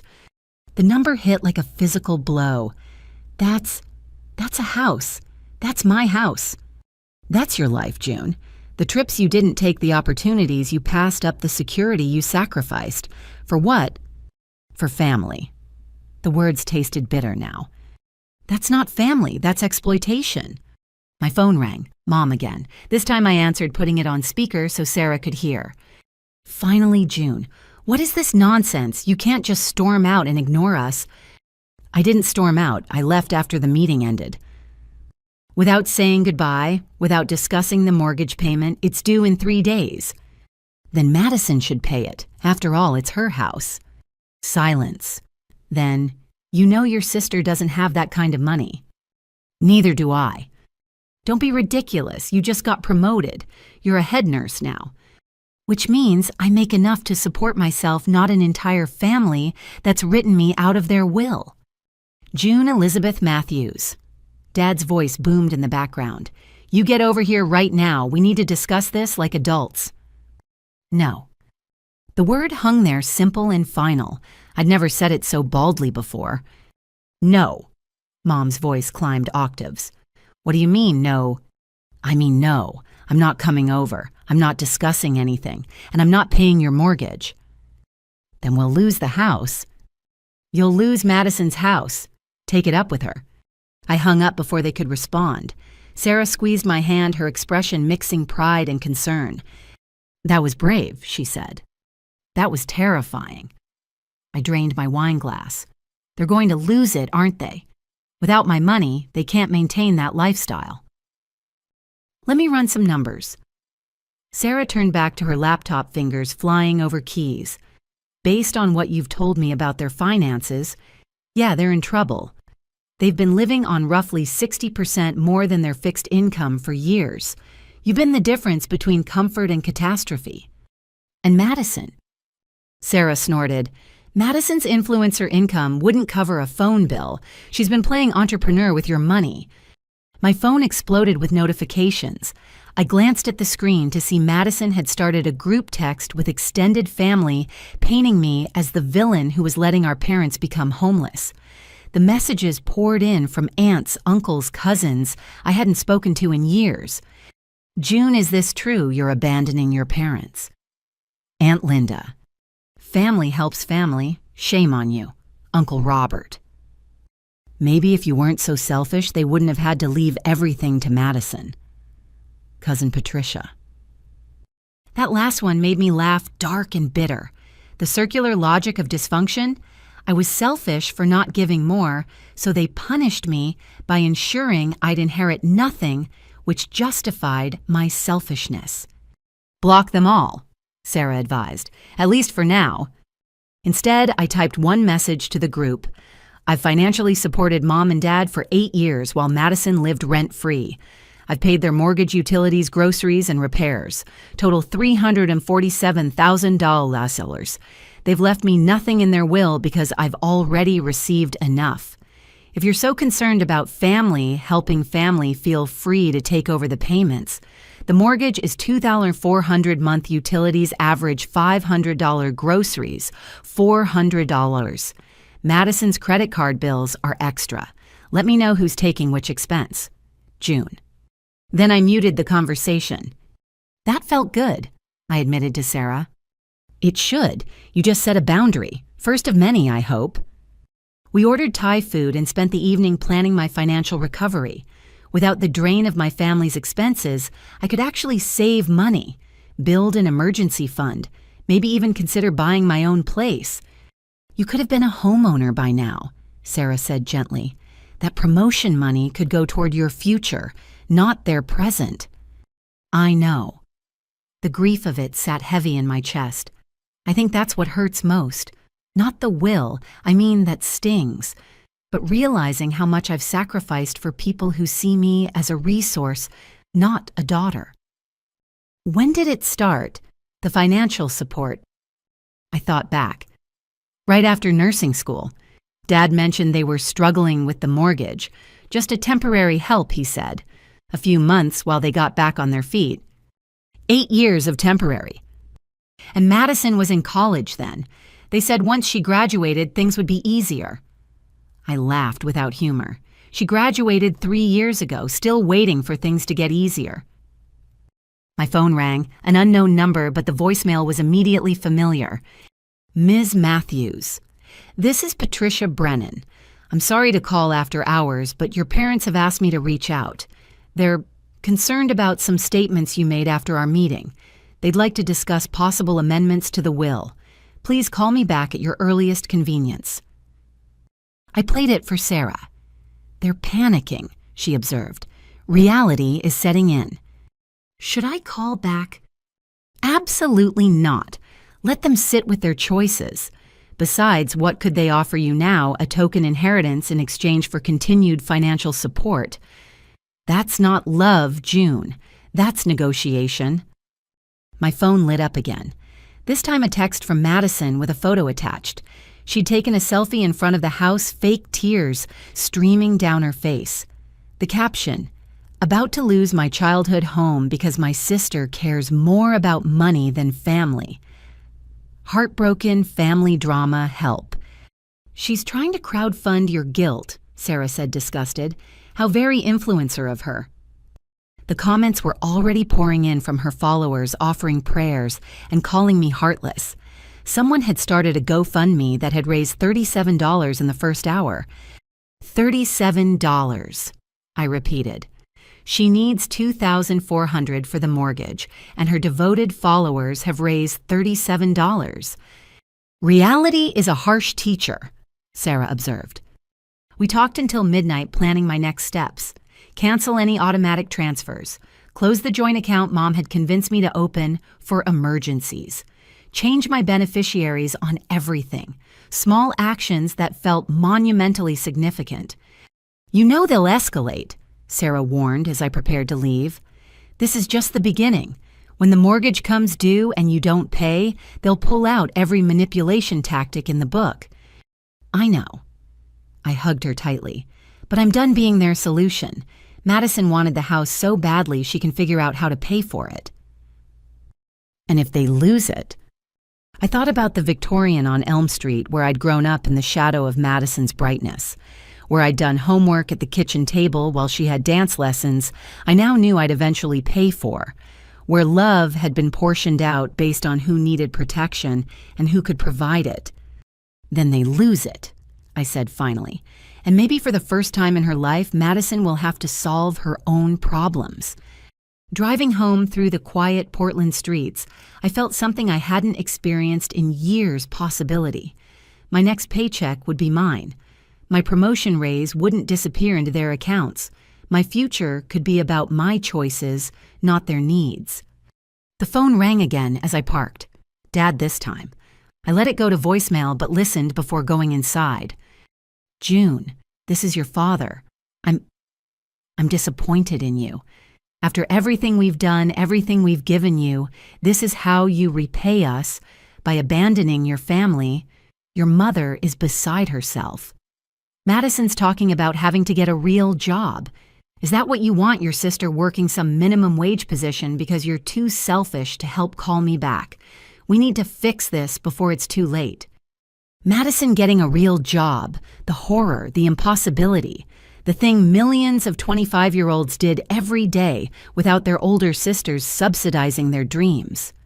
I deleted the voicemail and went inside. Tomorrow would bring new crises, new guilt trips, new attempts to pry open my wallet. But tonight, for the first time in 8 years, I went to bed knowing exactly where I stood in my family's priorities. Dead last with a bank account to prove it. 3 days after the will reading, I sat in my car outside my parents' house with a manila folder that felt heavier than it should. Inside were 8 years of bank statements, canceled checks, and Venmo receipts. $347,000 worth of evidence that June has already received enough was the cruelest fiction my parents had ever crafted. The morning was crisp for early June, the kind of perfect Portland weather that usually lifted my spirits. Today it felt like the universe mocking my situation.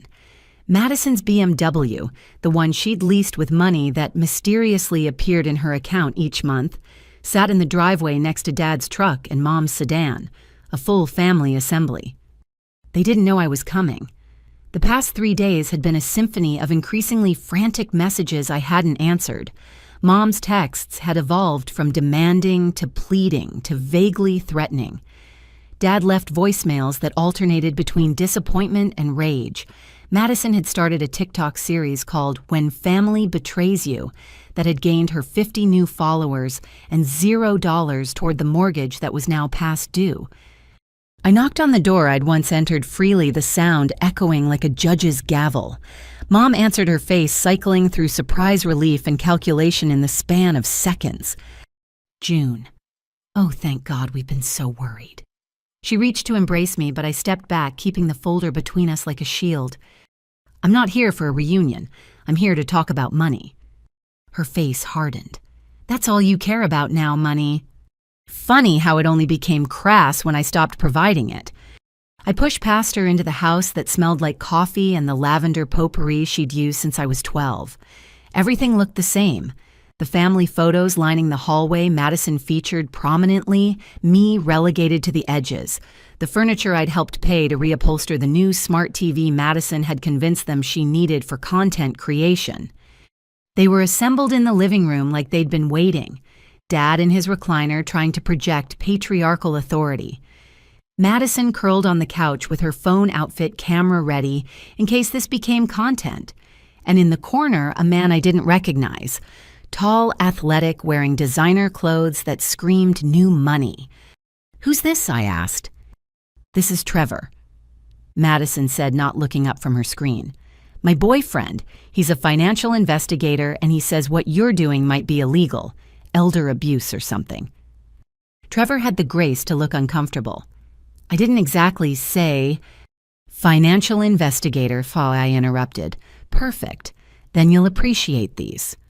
I opened my folder spreading 8 years of financial records across the coffee table with the precision of a blackjack dealer. Check copies, bank statements, online transfers, everything highlighted and annotated in my neat handwriting. January 2016. I began my voice clinical. First mortgage payment, $2,400. February 2016, mortgage plus utilities, $2,900. March 2016. We get it, Dad growled. You've helped with some bills. Some bills. I laughed, the sound sharp in the quiet room. $347,000 over 8 years. That's not help, Dad. That's a salary. That's my entire 20s dissolved into your bank account. Nobody asked you to, Madison started. February 2018. I continued pulling out a specific statement. $3,000 for Madison's spring break trip to Cabo. March 2018, $1,500 for her photography equipment. April 2018, $800 for her yoga teacher training that she attended exactly twice. Madison's face flushed. That was for my career. Your career that's earned how much exactly? Influence isn't always about money. No, it's about my money. Which is why you're here with your financial investigator boyfriend instead of paying the mortgage on the house you're inheriting. Trevor shifted uncomfortably. Actually, I should probably stay, I said firmly. Since you're investigating financial abuse, you should see this. I pulled out the most damning evidence, Mom's credit card statements showing Madison's shopping sprees, the ones they'd hidden, while crying poverty to me. Trevor leaned forward, his expression shifting from skepticism to interest. These charges, he said slowly, they're all luxury items, while simultaneously requesting support for necessities. Bingo, I said. Madison got a new MacBook Pro while I was told Dad might lose his medications without my help. That's different, Mom protested. Madison needed that computer for her work. Her work that generates no income but somehow requires thousands in equipment, courses, retreats, and clothes. Fascinating business model. Trevor was now examining the papers with professional interest. This is extensive documentation. You've been tracking this for how long? I started keeping detailed records 2 years ago when I realized something was off. Before that, it's reconstructed from bank statements. Why does that matter? Madison snapped at her boyfriend. She gave the money willingly. It matters, Trevor said quietly, because this could be considered financial exploitation, taking advantage of someone's sense of duty while hiding assets and spending. He looked at me with something like respect. You could have a legal case here. The room went silent except for the grandfather clock ticking in the corner, another item I'd helped save from repossession. Legal case. Mom's voice cracked. June, you wouldn't. We're family. Family, I repeated. Let's talk about family. Family is supposed to be reciprocal, mutual support, not one person bleeding out while others count the drops. We gave you life, Dad roared, finally finding his voice. We raised you, educated you. I paid for my own education with loans I'm still paying off. Loans I could have cleared by now if I hadn't been funding your lifestyle. Our lifestyle. We live modestly. I gestured around the room. $600,000 house, 2 car payments, country club membership, Madison's entire existence. That's not modest, Dad. That's comfortable. And it's been subsidized by your daughter who lives in a 1-bedroom apartment and drives a car with 200,000 miles on it. You chose to help, Mom said weakly. We never forced you. No, you just made me responsible for your well-being from the moment I got my first paycheck. Do you remember what you said, just a few months while we get back on our feet? That was 8 years ago. Madison finally put down her phone. Okay, so you helped out, so what? That doesn't mean you get to destroy our lives now. I'm not destroying anything. I'm stepping back. If your lives collapse without my money, what does that say about the lives you've built? It says you're selfish, she spat. It says you care more about numbers on paper than your own family. These numbers on paper represent my labor, my exhaustion, my sacrifice. Every dollar here is an hour I worked a shift. I took an opportunity I passed up because family needed it more. Trevor cleared his throat. Can I ask a question? What was the plan here, long term? Everyone looked at him. He continued, you're leaving everything to Madison in the will, but you're dependent on June for daily expenses. What happens when you're gone? How does Madison maintain a house she can't afford? I'll be successful by then, Madison said defensively. When you're 25, you've been building this influencer career for 4 years with no monetization. At what point do you accept it's a hobby, not a job? Madison's mouth opened and closed like a fish. I'd never seen her speechless before. That's not... Trevor, you're supposed to be on my side. I am on your side, which is why I'm asking questions you should have asked yourself years ago. He turned to my parents, and you two enabled this. You've created a situation where one daughter is the bank and the other is the perpetual child. What did you think would happen? Dad's face was purple now. What happens is June does her duty to this family. My duty. I stood gathering my papers.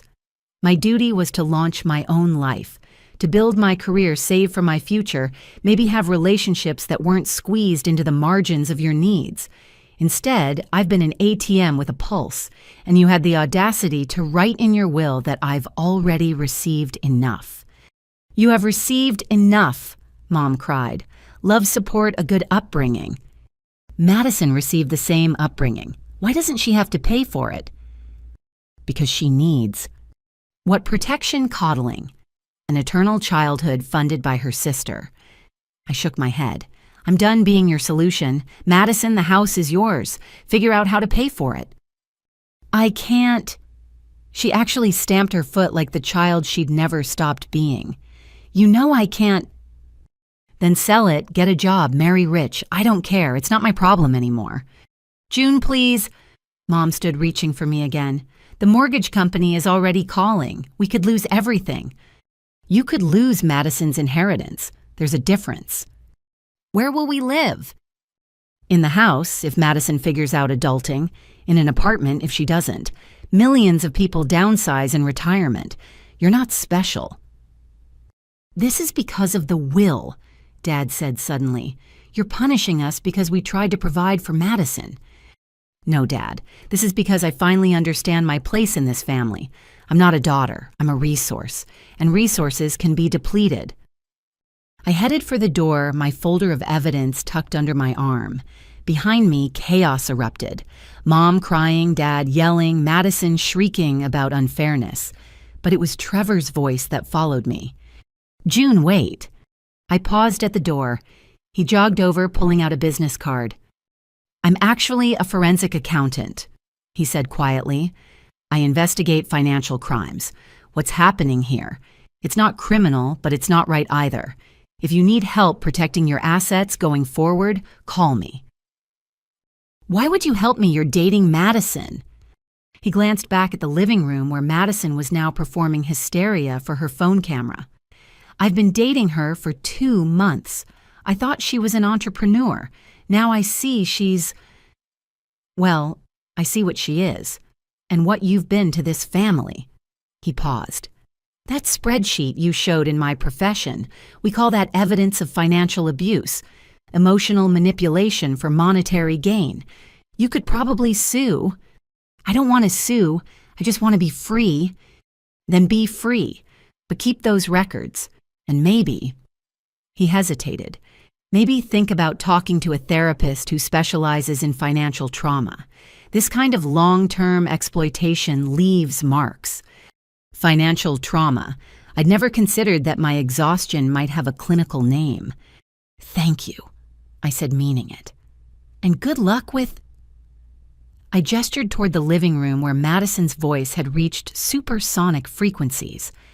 Yeah, I think that's over. I don't date people who treat their siblings like ATMs. He smiled ruefully. Besides, apparently she's about to be homeless, not really the successful entrepreneur she portrayed. I left him standing in the doorway and drove away from my childhood home for what might be the last time. In my rearview mirror, I could see Mom on the porch, still crying. Part of me wanted to turn around to apologize, to write just one more check. But Sarah was right. Resources could be depleted, and I'd finally hit empty. My phone started ringing before I reached the end of the street. I let it ring, focusing on the road ahead and the future that suddenly seemed possible now that I wasn't financing everyone else's present. $347,000. That's what love had cost me in this family, but freedom. Freedom was priceless. The 1st of July arrived with a heat wave that turned Portland into an oven. I'd maintained radio silence for a month, changing my phone number and blocking email addresses, with the methodical precision I usually reserved for medication schedules. The freedom felt strange, like wearing new shoes that hadn't yet molded to my feet. For the first time in 8 years, my entire paycheck deposited into my account and stayed there. I'd use the windfall to pay off my car, build an emergency fund, and even splurge on a new work wardrobe that didn't look like I'd shopped exclusively at discount stores. My colleagues noticed the change, commenting on how relaxed I seemed. If only they knew the price of that relaxation-complete estrangement from the family that had bled me dry. The text that broke through my defenses came from an unknown number on a Tuesday afternoon. I almost deleted it unread, but the preview caught my eye. Mom wanted me to tell you the house is in foreclosure. Aunt Linda, Mom's sister who'd stood by while I funded everyone's lives, now suddenly concerned enough to track down my new number. I didn't respond, but the seed was planted. Foreclosure. They'd actually failed to pay the mortgage on the house I'd sustained for years. Part of me felt vindicated. Another part, the part trained from birth to be the responsible one, felt the familiar pull of guilt. That evening, curiosity got the better of me. I created a fake social media account and looked up Madison's profiles. What I found was a masterclass in delusion. Her Instagram featured a series of increasingly frantic posts. The carefully curated influencer aesthetic had devolved into chaos, blurry selfies with tear-smudged makeup, rants about family betrayal and surviving narcissistic abuse. The comments section was a battlefield between her few remaining supporters and people who'd apparently been following the drama since the beginning. Maybe get a job instead of begging, one commenter suggested. Madison's response: "You don't understand the trauma of having your support system ripped away. I'm literally homeless. Literally homeless while living in a $600,000 house." The math of melodrama. But it was her latest video that truly stunned me. She'd set up her ring light in what looked like the kitchen, her face puffy from crying, and launched into a 20-minute monologue about her situation. "So like the bank is literally taking our house." She began voice wavering between genuine distress and performance. "My parents are too old to work, and my sister, who makes like so much money as a nurse, just abandoned us. Like who does that? Who lets their family become homeless?" She went on to detail their financial situation with stunning shamelessness. The mortgage payment that I'd covered for years, the utilities also me, the insurance me again. But in her telling, these were simply bills that existed, not obligations I'd shouldered while she played at being an entrepreneur. "I've tried everything," she continued. "I even started a GoFundMe, but people are so mean. They keep asking why I don't have a job. Hello, I'm an influencer. That is my job." The GoFundMe had raised $212. I did the math. At that rate, she'd need approximately 11 months to raise one mortgage payment. The house would be sold at auction long before her followers ponied up any real money. I closed the app, but the image of Madison's tear-stained face lingered. Was I being cruel? Was this the line between boundary setting and revenge? My answer came the next day when Sarah forwarded me something with a simple note: "You need to see this." Madison had escalated. She'd created a TikTok that went viral in the worst possible way. In it, she gave a tour of the house my sister is stealing from my elderly parents, complete with sob story narration and strategic shots of family photos. But she'd made a crucial mistake. In her emotional state, she'd shown too much. The granite countertops I'd paid to install, the new appliances I'd bought when theirs broke, the renovation work I'd funded. And in the background of one shot, clear as day, sat her collection of designer handbags on a custom shelf. The comments were brutal. "Those are $3K plus bags each. Sell them and pay your mortgage." Elderly parents. They look 60 tops. Why can't they work? Wait, your sister paid for all those renovations and gets nothing in the will. This isn't the flex you think it is, sweetie. Someone had done the math on her visible belongings and estimated at least $40,000 in luxury goods. The tide of public opinion had turned against her so hard it created a riptide. That evening, Mom called from yet another unknown number. This time I answered. "June." Her voice sounded older, fragile, in a way that might have been genuine. "Sweetheart, it's Mom." "I know who it is." We need to talk. Really talk. Not about money," she added quickly. "Just, can you come by, please?" "No." The silence stretched between us, filled with years of dysfunction. "We're going to lose the house. she said finally. The notices are posted on the door. The neighbors are talking. Your father won't leave his chair. And Madison's making TikToks. You saw Mom's voice cracked. She means well, but she doesn't understand how it looks. It looks like what it is. A 25-year-old woman who's never worked a day in her life crying because her sister won't subsidize her lifestyle anymore. That's not, she's trying June. She applied for jobs. Really? Where? Another silence. She says she's applied, Mom amended, online for remote positions in social media. Of course she has. June, please, just one more month, just to give us time to figure things out. Your father could have another episode from the stress. Dad's fake heart condition won't work twice, Mom. It wasn't fake, he was hospitalized. For a panic attack that he played up for sympathy and financial support. I spoke to the nurses, remember, I am a nurse. You're also a daughter. The fragility cracked, revealing the steel underneath. Our daughter, and you're letting us rot. I'm letting you experience consequences. There's a difference. Consequences for what? For loving your sister, for trying to provide for both our children, for treating me like a bank account instead of a person, for taking $347,000 from me while planning to leave me nothing, for enabling Madison's delusions instead of teaching her to be an adult. We did our best. No, Mom. You did what was easiest. It was easier to ask me for money than to tell Madison to get a job. Easier to let me sacrifice than to make her uncomfortable. Easier to plan your will around who you liked more rather than who supported you. We don't like her more. Then why does she inherit everything? Because she needs it. There it was. The truth laid bare. Need trumped contribution. Helplessness rewarded while responsibility was punished. Then let her need motivate her to figure it out, I said.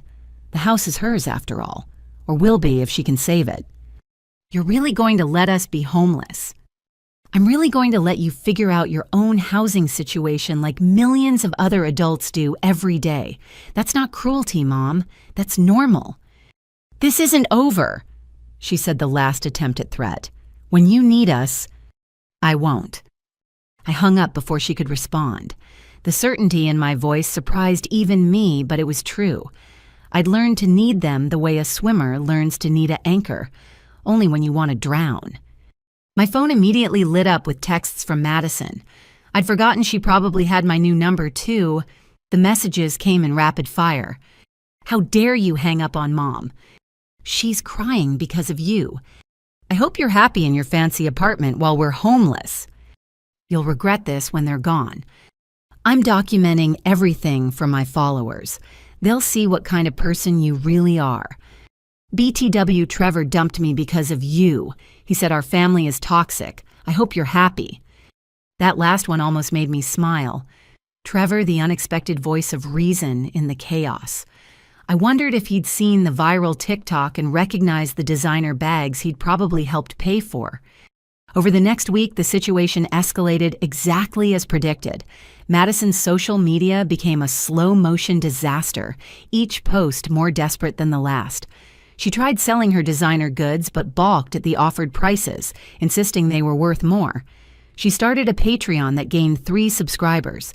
She even attempted a car wash fundraiser that raised $43 and ended with her crying on Instagram Live about the indignity of manual labor. The foreclosure notices progressed from warnings to final notices. Dad finally emerged from his chair long enough to call me at work, somehow getting through the hospital switchboard. You've made your point, he said without preamble. We get it. You're angry about the will. Fine, we'll change it. Equal distribution. Just help us save the house. I don't want your money, Dad. I never did. Then what do you want? The question hung there fundamental and years too late. I wanted to be seen as more than a resource. I wanted love that didn't come with a price tag. I wanted parents who valued what I contributed instead of just expecting more. We do value. No, you valued my utility. There's a difference. So that's it. 8 years of help and then nothing. 8 years of exploitation and then freedom. Perspective matters, Dad. He hung up on me the first time in my life he'd ever done so. It felt like a period at the end of a very long sentence. The final act came 2 weeks later. Sarah called me at work, her voice careful. "June, there's something online you should see before someone else tells you." Madison had gone nuclear. In a last-ditch effort to save the house, she'd started a documentary on YouTube called "When Family Abandons You, a Survival Story." The first episode was 45 minutes of carefully edited manipulation, painting me as a wealthy, heartless sister who'd abandoned her struggling family out of greed. But the internet, as always, had its own ideas. Within hours, someone had done a deep dive into our family's public records. They'd found the will filing the property values, Madison's spending habits, even some of my old social media posts from years ago, mentioning working double shifts to help family. The truth laid out in devastating detail turned Madison's narrative on its head. The video's comment section became a massacre. "So, your sister paid your bills for a decade and you left her nothing, and she's the villain." This girl really thought we'd side with her lounging by the pool while her sister worked 2 jobs. "Someone call Netflix, this scammer needs a documentary made about her, not by her." Imagine being 25 and never having a job but thinking you deserve a free house. The video was pulled within 24 hours, but the damage was done. Madison had accidentally created her own public humiliation, archived forever in the depths of internet history. The house went to auction on the last Tuesday of July. I knew because Aunt Linda sent one final text. "Hope you're happy. They're loading the moving truck now." Was I happy? No. But I was free. And for the first time in my adult life, that was enough. I donated $2,000 to a local charity that helped families facing foreclosure. Families who hadn't spent decades exploiting their children. It felt like closing a circle, helping strangers who deserved it more than the family who demanded it. That night, I slept deeply in my small apartment, no longer waiting for the phone to ring with the next crisis I'd be expected to solve. Somewhere across the city, my parents were learning what life looked like without a safety net shaped like their eldest daughter. And Madison. She was about to discover that influence without income was just another word for unemployment. August crashed into Portland with record-breaking temperatures and the spectacular public collapse of Madison Matthews, would-be influencer. I watched it unfold from the safety of my new life, like rubbernecking at a highway accident you saw coming miles away. The documentary disaster had been pulled from YouTube, but the internet never forgets. Screenshots circulated on Reddit, Twitter, and TikTok, each platform adding its own layer of mockery. Someone had created a meme format from Madison's tearful face with captions like, "When you have to get a job at 25 and POV your sister won't pay your bills anymore." It went viral in ways her actual content never had. I learned about most of it through Sarah, who'd appointed herself my shield against direct contact while keeping me informed of the major developments. She showed up at my apartment on a Saturday morning with coffee and her laptop, her expression mixing amusement and concern. "You need to see this," she said, settling on my couch. Madison's latest attempt at damage control? The GoFundMe page had been updated. Gone was the original sob story about family abandonment. In its place was a sprawling manifesto about surviving narcissistic abuse and rebuilding after trauma. She'd reframed herself as a victim of emotional manipulation, conveniently forgetting to mention the emotional manipulation had been entirely one-sided, just not in the direction she claimed. "Read the updates," Sarah instructed, scrolling down. The progression was fascinating in its desperation. Update warrants July 28th. "Thank you so much for your support. Every dollar helps as my family navigates this difficult time. We've raised $500 toward our $50,000 goal." Update 2. August. Susus. "Due to unexpected circumstances, we need to raise funds more quickly. Any amount helps, even $5 makes a difference." Update 3. August 5. Urgent. "We have 48 hours before we lose everything. Please share widely." Update for August 8. To those sending hate. You don't know our story. To supporters, you're angels. Goal adjusted to $30,000. Update 5 August 12th. New goal $10,000, just enough to secure an apartment and basic necessities. The final total raised $847. Her follower count in dollar form. But here's the best part, Sarah said, clicking to another tab. Someone found her LinkedIn. I nearly choked on my coffee. Madison had created a LinkedIn profile, something she'd sworn was for corporate drones just months ago. Her title, CEO and founder at Madison Matthews Lifestyle Brand. CEO of what I managed between coughs. That's not even the best part. Look at her experience. Under her work history, she'd listed social media manager at Self-Employed 2019-present, brand ambassador at various companies, 2018-2019, content creator at YouTube, Instagram, TikTok, 2017-present, creative director at Family Business, 2016-2017. Family business, I read aloud. What family business? I think she means spending your money, Sarah said dryly. Her skills section was a masterpiece of delusion. Influence marketing, brand development, creative strategy, lifestyle curation, authentic storytelling, crisis management. Crisis management, I repeated. She should remove that one. But it was the recommendations that truly stunned. 3 people had actually vouched for her, all fellow influencers with equally phantom careers. Their endorsements read like satire. Madison brings unparalleled creativity to the digital space. Her eye for aesthetic is matched only by her business acumen. A visionary in the lifestyle sector. She actually got interviews, Sarah revealed, clicking to her email screenshots that someone had leaked. 3 companies called her in based on that fiction. The screenshots showed Madison's post-interview meltdowns. The marketing firm wanted me to start entry-level. I have 1,000 followers. Starbucks asked about my availability for morning shifts. Don't they know I'm a content creator? The social media agency wanted references from jobs. What kind of discrimination is this? I stared at the screen, trying to reconcile this person with the sister I'd supported for years. Had she always been this detached from reality, or had our family's enabling created this monster? There's more, Sarah said gently. She started a new TikTok series. The series was called Riches to Rags, a Former Heiress's Story. In it, Madison portrayed herself as someone who'd lost a vast inheritance through family betrayal. The fiction was so elaborate, it bordered on performance art.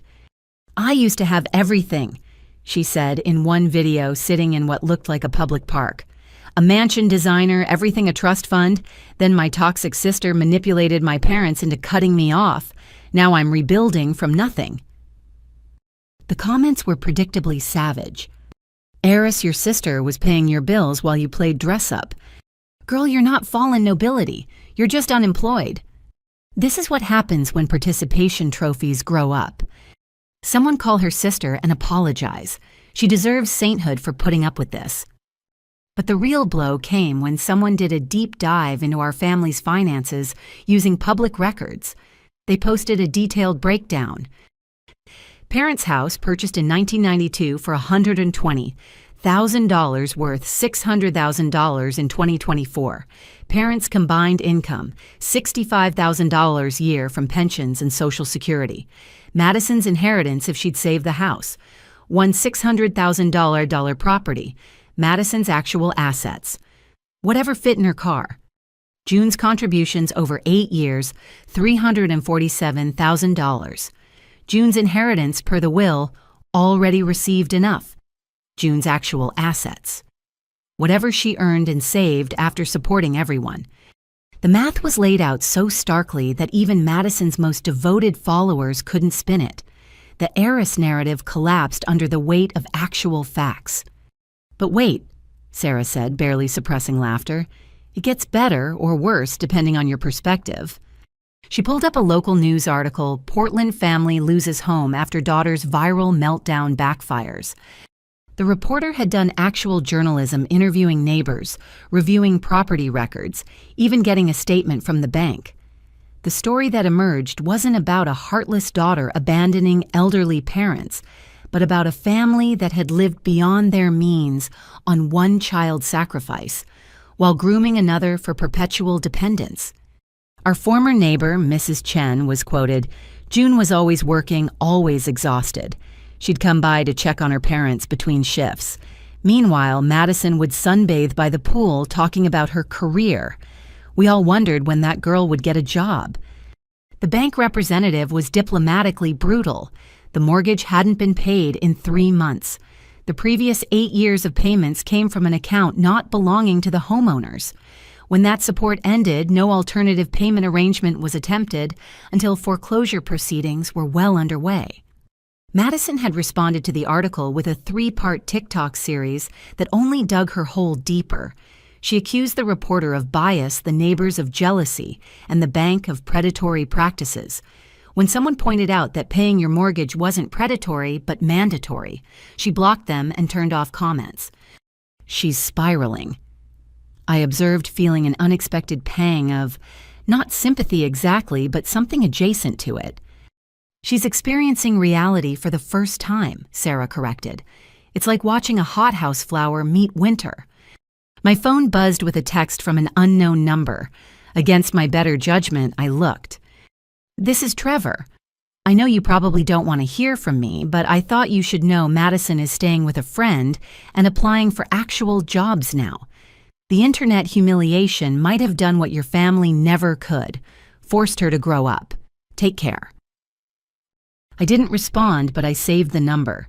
Trevor, the unexpected ally in the chaos, letting me know the storm was passing. Later that evening, alone in my apartment that felt more like home every day, I allowed myself to check Madison's Instagram one last time. Her follower count had exploded to over 50,000.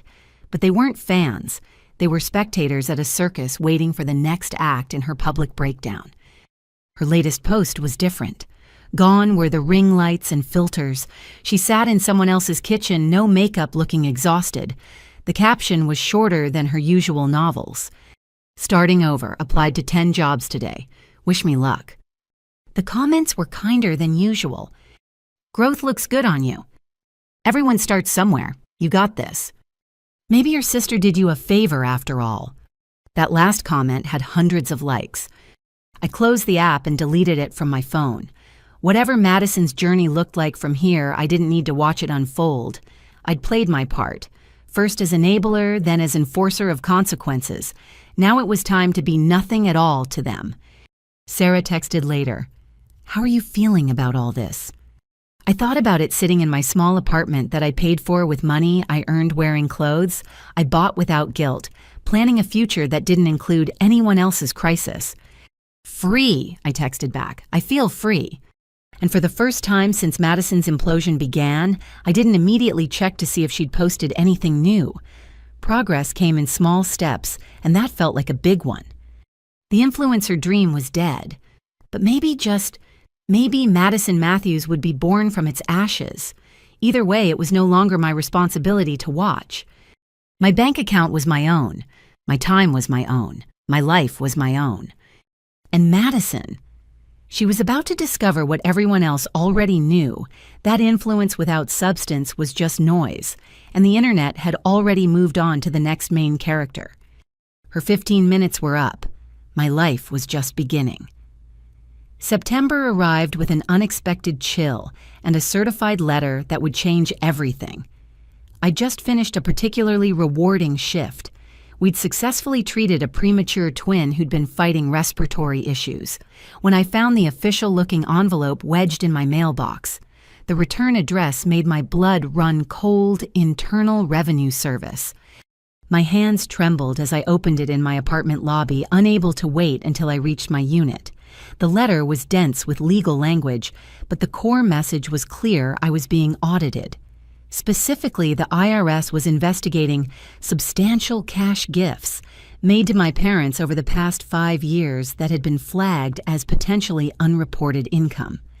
I sank onto the lobby bench, my mind racing. I'd kept meticulous records of every payment, but I'd never considered the tax implications for my parents. Had they been reporting my support as gifts, as income, at all? The answer came 3 days later when my new attorney, Patricia Wong, recommended by Sarah's firm, reviewed the documentation. "Your parents never reported any of it," she said, her expression professionally neutral, but her tone conveying disapproval. $347,000 in cash transfers over 8 years, and they didn't report a penny. The IRS wants to know why. "I didn't know they had to report it," I said weakly.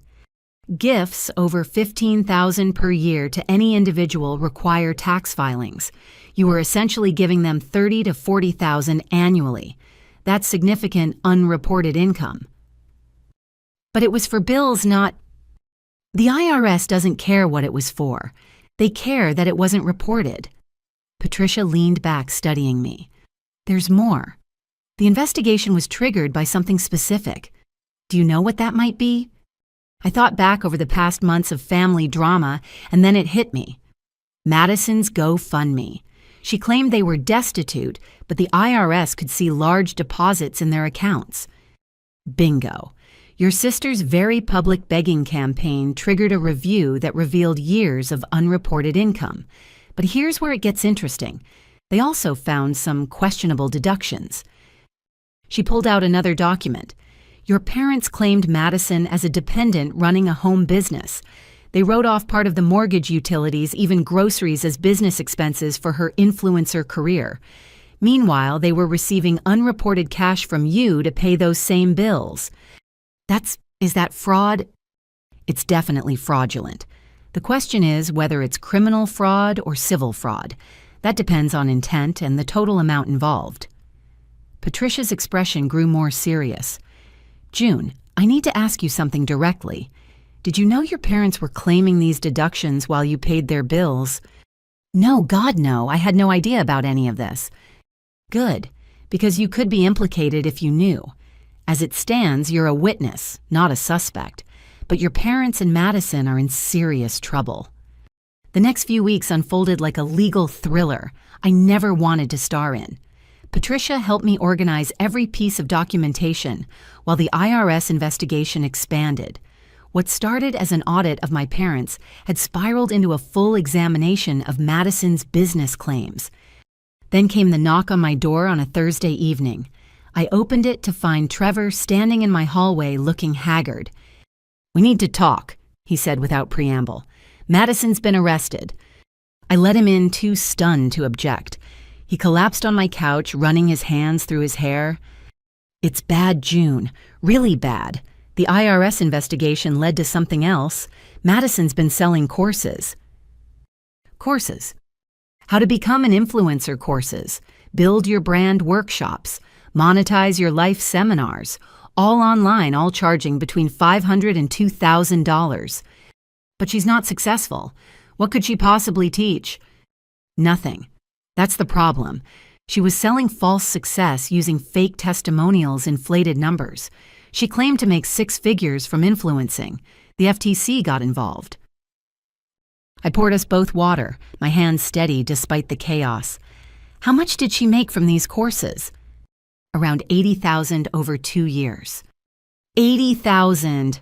I nearly dropped the glass, while taking money from our parents and begging me for support. It gets worse. She never reported any of it as income, and some of the students are filing fraud charges because she used fabricated income screenshots and fake brand deals as proof of her success. Where was she hiding $80,000? Trevor laughed bitterly. Spending it as fast as it came in, designer goods trips that BMW lease. She thought if she looked successful, she'd become successful. Instead, she just became a criminal. My phone rang, Patricia's name on the screen. "June, I just got word. The IRS is filing criminal charges against your parents and sister. Tax evasion fraud, false claims. They want you to testify." Testify against my family. "As a witness to the financial structure. Your records are evidence. You can refuse, but they'll subpoena me anyway." Exactly. I hung up and looked at Trevor, who'd clearly heard enough to understand. "I'm testifying too," he said quietly. "I found a lot of this during our relationship. I tried to warn her, but she said I didn't understand how influencer culture worked. Did you report her? No, but when the IRS came knocking, I couldn't lie. My reputation, my career. I had to tell the truth. The truth.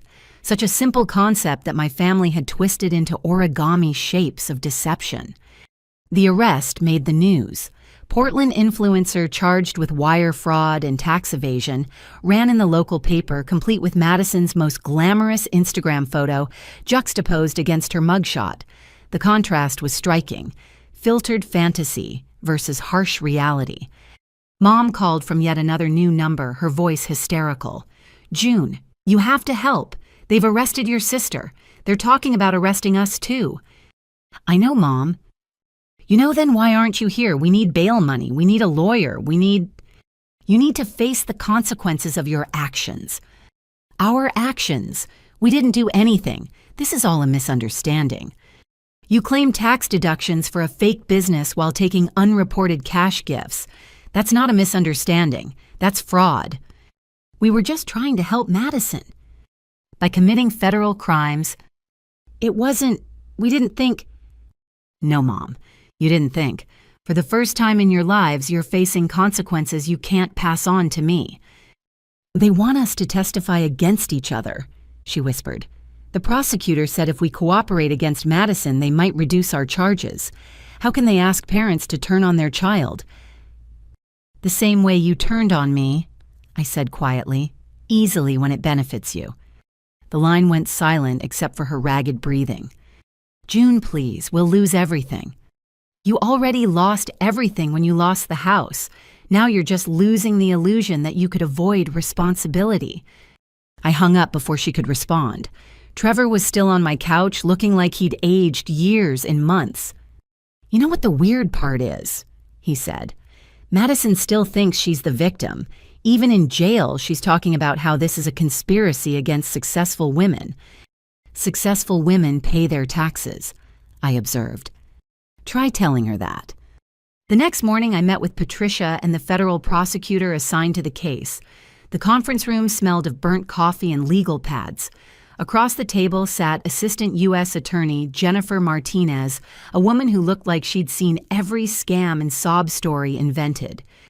"Ms. Matthews, thank you for coming. I understand this is difficult testifying against family." "I'm testifying to facts, not against anyone," I clarified. She smiled slightly. "I appreciate that distinction. Your documentation is comprehensive. Did you suspect fraud when you kept such detailed records?" "No. I started tracking everything to understand where my money was going.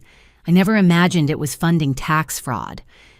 "Your sister earned approximately $80,000 selling fraudulent courses while simultaneously claiming poverty online and taking money from your parents who were taking money from you. Were you aware of her course business?" "Not until this week." "Your parents claimed deductions totaling nearly $60,000 over 5 years for her business expenses, while that business generated no reported income. They also failed to report $347,000 in gifts from you. Did they ever discuss taxes with you?" "Never. I didn't assume anything. I just paid what they asked." Martinez nodded, making notes. "Your testimony will establish the money trail. We're not pursuing charges against you. You're clearly a victim here. But we need you to confirm the transfers and their stated purposes. What are they facing prison? Your parents, probably probation and massive fines if they cooperate. Your sister is looking at 5 to 7 years. Wire fraud is serious, especially crossing state lines with online courses." 5 to 7 years. Madison, who'd never worked a day, facing years in federal prison? "There's one more thing," Martinez added. "We've frozen their assets, but there aren't many. Your sister had $3,000 in various accounts. Your parents had $800. The designer goods are being seized, but won't cover a fraction of what's owed. They'll be in debt to the government for the rest of their lives." The numbers were pathetic. All that money flowing through their hands, and they'd saved nothing. As I left the federal building, my phone buzzed with a news alert. Someone had leaked Madison's arrest video. She was screaming about discrimination, demanding to speak to her followers, insisting this was all a mistake. The officers looked tired as they guided her into the squad car. Her designer outfit wrinkled her influence, evaporating with each frame. The comments were merciless but oddly supportive of me. Her sister paid $300,000 to support them, and they committed tax fraud. Jail isn't enough. June Matthews deserves a medal for not burning that house down herself. This is what happens when you enable adult children. Let this be a lesson. Madison really thought she could scam her way to success. Federal prison will be great content. That evening, I sat with Patricia to review my testimony. We went through every transfer, every plea for help, every sacrifice I'd made. Laid out in legal documents, it looked even worse than I'd imagined. Not just the money, but the pattern of exploitation disguised as family duty. "You know what strikes me?" Patricia said as we finished. "You never asked them for anything. In 8 years of supporting them, did you ever ask for help?" I thought about it. Once. When my car broke down in 2019, I asked if I could borrow theirs for a week. They said Madison needed it for a networking event that turned out to be brunch with friends. Patricia shook her head. "And you still kept paying?" "They're my parents." "No," she corrected. "They're people who happen to raise you. Parents don't do this to their children." As I drove home, I passed the courthouse where Madison was being held pending bail. Part of me wanted to visit to see if any recognition of reality had finally penetrated her delusions. But I kept driving. That impulse to save, to fix, to provide, it was what got me here in the first place. My phone rang as I parked. Aunt Linda again. "June, how could you testifying against your own family?" "I'm testifying to the truth, Aunt Linda. If that's against them, what does that say?" "It says you're bitter about the will and getting revenge." "The will has nothing to do with tax fraud. They did this to themselves." "Madison's in jail. Your parents are going to be arrested. This is destroying our family." "Our family was destroyed long before this. We just decorated the corpse and called it love." I hung up and blocked her number 2. My family tree was getting pruned down to nothing but dead branches needed cutting. Inside my apartment, I made dinner and ate in peaceful silence. Tomorrow would bring more drama. Parents' arrests, Madison's bail hearing, extended family choosing sides. But tonight, I sat with the strange comfort of truth, finally being told, even if it had taken federal prosecutors to drag it into the light. My phone buzzed with one final text from an unknown number. "This is your father. I hope you're satisfied. Your mother had a panic attack when they served the warrant. Your sister is in jail. You've destroyed us, all because you couldn't just keep being a good daughter. I wish we'd never had you." I read it twice, waiting for the pain that should have come with such words. Instead, I felt only relief. The mask had finally slipped completely. This was who they'd always been. I'd just been too busy paying their bills to see it. I archived the message and finished my dinner. Tomorrow, I'd testify to the truth of what being a good daughter had cost me. But tonight, I was just June eating a quiet meal in an apartment paid for with money no one could claim but me. The law had finally caught up with the Matthews family. Justice might be blind, but she could still count, and the numbers never lied. The federal courthouse in downtown Portland had never felt more imposing than on that gray October morning when I arrived to testify. My new life had developed a rhythm, work therapy, quiet evenings without crisis calls, but today dragged me back into the chaos I'd tried to leave behind. Patricia met me at the security checkpoint, her presence steady and professional. "Ready for this?" "Do I have a choice?" "You always have a choice, but the subpoena makes one option significantly less pleasant." Inside courtroom 4B, my family sat at separate defendant tables, like a fractured portrait. Mom and Dad with their court-appointed attorney looking smaller than I'd ever seen them.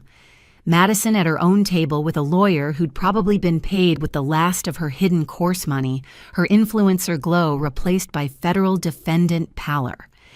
They'd all been arrested 2 weeks after Madison, their mugshots making the rounds on social media with cruel efficiency. The Matthews family fraud had become a cautionary tale, dissected in YouTube videos and Reddit threads. Someone had even started selling T-shirts I supported my family and all I got was audited. I took my place at the witness stand, avoiding eye contact with any of them. The prosecutor, Jennifer Martinez, approached with a folder thick with evidence. State your name for the record. June Elizabeth Matthews. Ms. Matthews, what is your relationship to the defendants? Catherine and Howard Matthews are my parents. Madison Matthews is my younger sister. Can you describe your financial relationship with your family over the past 8 years? And so I did. Every payment, every sacrifice, every request framed as emergency. The Christmas money that went to Madison's business investments. The vacation fund drained for Dad's fake cardiac episode. The promotion celebration that became a renovation planning session. Did you ever receive anything in return for this support? Martinez asked. No, well, I paused, remembering. They gave me a photo album for my birthday. It was filled with pictures of me helping them. Someone in the gallery actually gasped. Did your parents ever discuss how they reported this financial support to the IRS? Never, I assumed. I didn't think about it. I was just trying to help. Let me direct your attention to Exhibit 47. The screen showed a tax return. This is your parents' 2019 filing. Do you see where they claimed Madison's bedroom as a home office? Yes. And were you paying the mortgage that year? Yes, $2,400 monthly. So they claimed deductions on a property you were paying for, apparently. Madison's lawyer objected but was overruled. The evidence was clear. Now, regarding your sister's business ventures, were you aware she was selling online courses? Not until recently. She always claimed she was building her brand needed time to monetize. I believed her. Martinez pulled up screenshots of Madison's course website. The landing page promised to teach students how to make 6 figures as an influencer, with testimonials from people who didn't exist and income screenshots that had been doctored. Did your sister ever make 6 figures as an influencer? According to bank records, she made less than $3,000 from legitimate sponsorships over 4 years. Yet she was selling courses claiming expertise she didn't have. Yes. And living a lifestyle funded by my parents, who were funded by me. The cross-examination from my parents' attorney was brutal but ineffective. He tried to paint me as bitter about the will, vengeful about being excluded. But the numbers spoke louder than any motivation he could assign. Isn't it true you're angry about inheriting nothing? I inherited nothing after giving everything. The anger seems justified. So this is revenge. This is truth. If truth feels like revenge to them, what does that say? Madison's attorney took a different approach, trying to establish that I'd enabled the fraud by continuing to pay despite knowing about their lifestyle. You saw your sister's designer goods, her trips, her BMW. Why did you keep giving money? Because my parents said they needed it for necessities. I trusted them. For 8 years, yes, that's what family does, or what I thought family did. And when did you stop trusting them? I thought about it. When I read the will stating I'd already received enough, that's when I realized I wasn't family to them. I was a resource. During a break, I made the mistake of going to the bathroom at the same time as Madison. She cornered me by the sinks, her eyes wild. How could you do this to us? To me, I'm facing prison, June, real prison. You committed real fraud, Madison. It was just marketing. Everyone exaggerates online. Exaggeration isn't using Photoshop to fake income. It isn't selling courses based on success you never achieved. That's fraud. I was building something. You never understood my vision. Your vision required my money and federal crimes. Maybe the problem isn't my understanding. She grabbed my arm as I tried to leave. They're saying 5 years minimum, 5 years. Do you know what that'll do to my follower count? I stared at her, genuinely amazed. You're facing federal prison and you're worried about followers. It's my career. Your career is why you're here. The bathroom door opened and a marshal looked in. "Everything okay here?" "Fine," I said, pulling free, just explaining reality to someone who's never met it. The afternoon brought more evidence. Spreadsheets showing the money flow, Madison's course materials which were largely plagiarized from actual successful influencers, parents' tax returns claiming business losses for a business that existed only in Madison's imagination. But the most damaging testimony came from someone unexpected, Trevor. He took the stand in an impeccable suit, every inch the forensic accountant. His testimony was clinical devastating. He documented everything during their relationship, initially thinking he was helping her legitimize her business. "I discovered she was selling courses while receiving family support and government benefits she wasn't entitled to," he stated. "When I confronted her, she said everyone did it, that taxes were for people who couldn't game the system." "Did you report this?" "No, I ended the relationship and maintained documentation. When the IRS contacted me, I cooperated fully." "What did your analysis of the defendant's finances reveal?" Trevor pulled out his own folders. "A circular fraud scheme.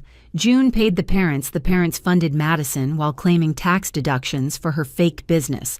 Madison sold fraudulent courses and hid the income, then claimed poverty online to solicit more funds. It's textbook financial fraud with family dysfunction as the delivery system." His eyes met mine briefly, an apology maybe, or just acknowledgement of the insanity we'd both witnessed. The prosecutor introduced one final piece of evidence, a recorded phone call between Madison and a student who'd bought her course. The student was demanding a refund, saying the strategies didn't work.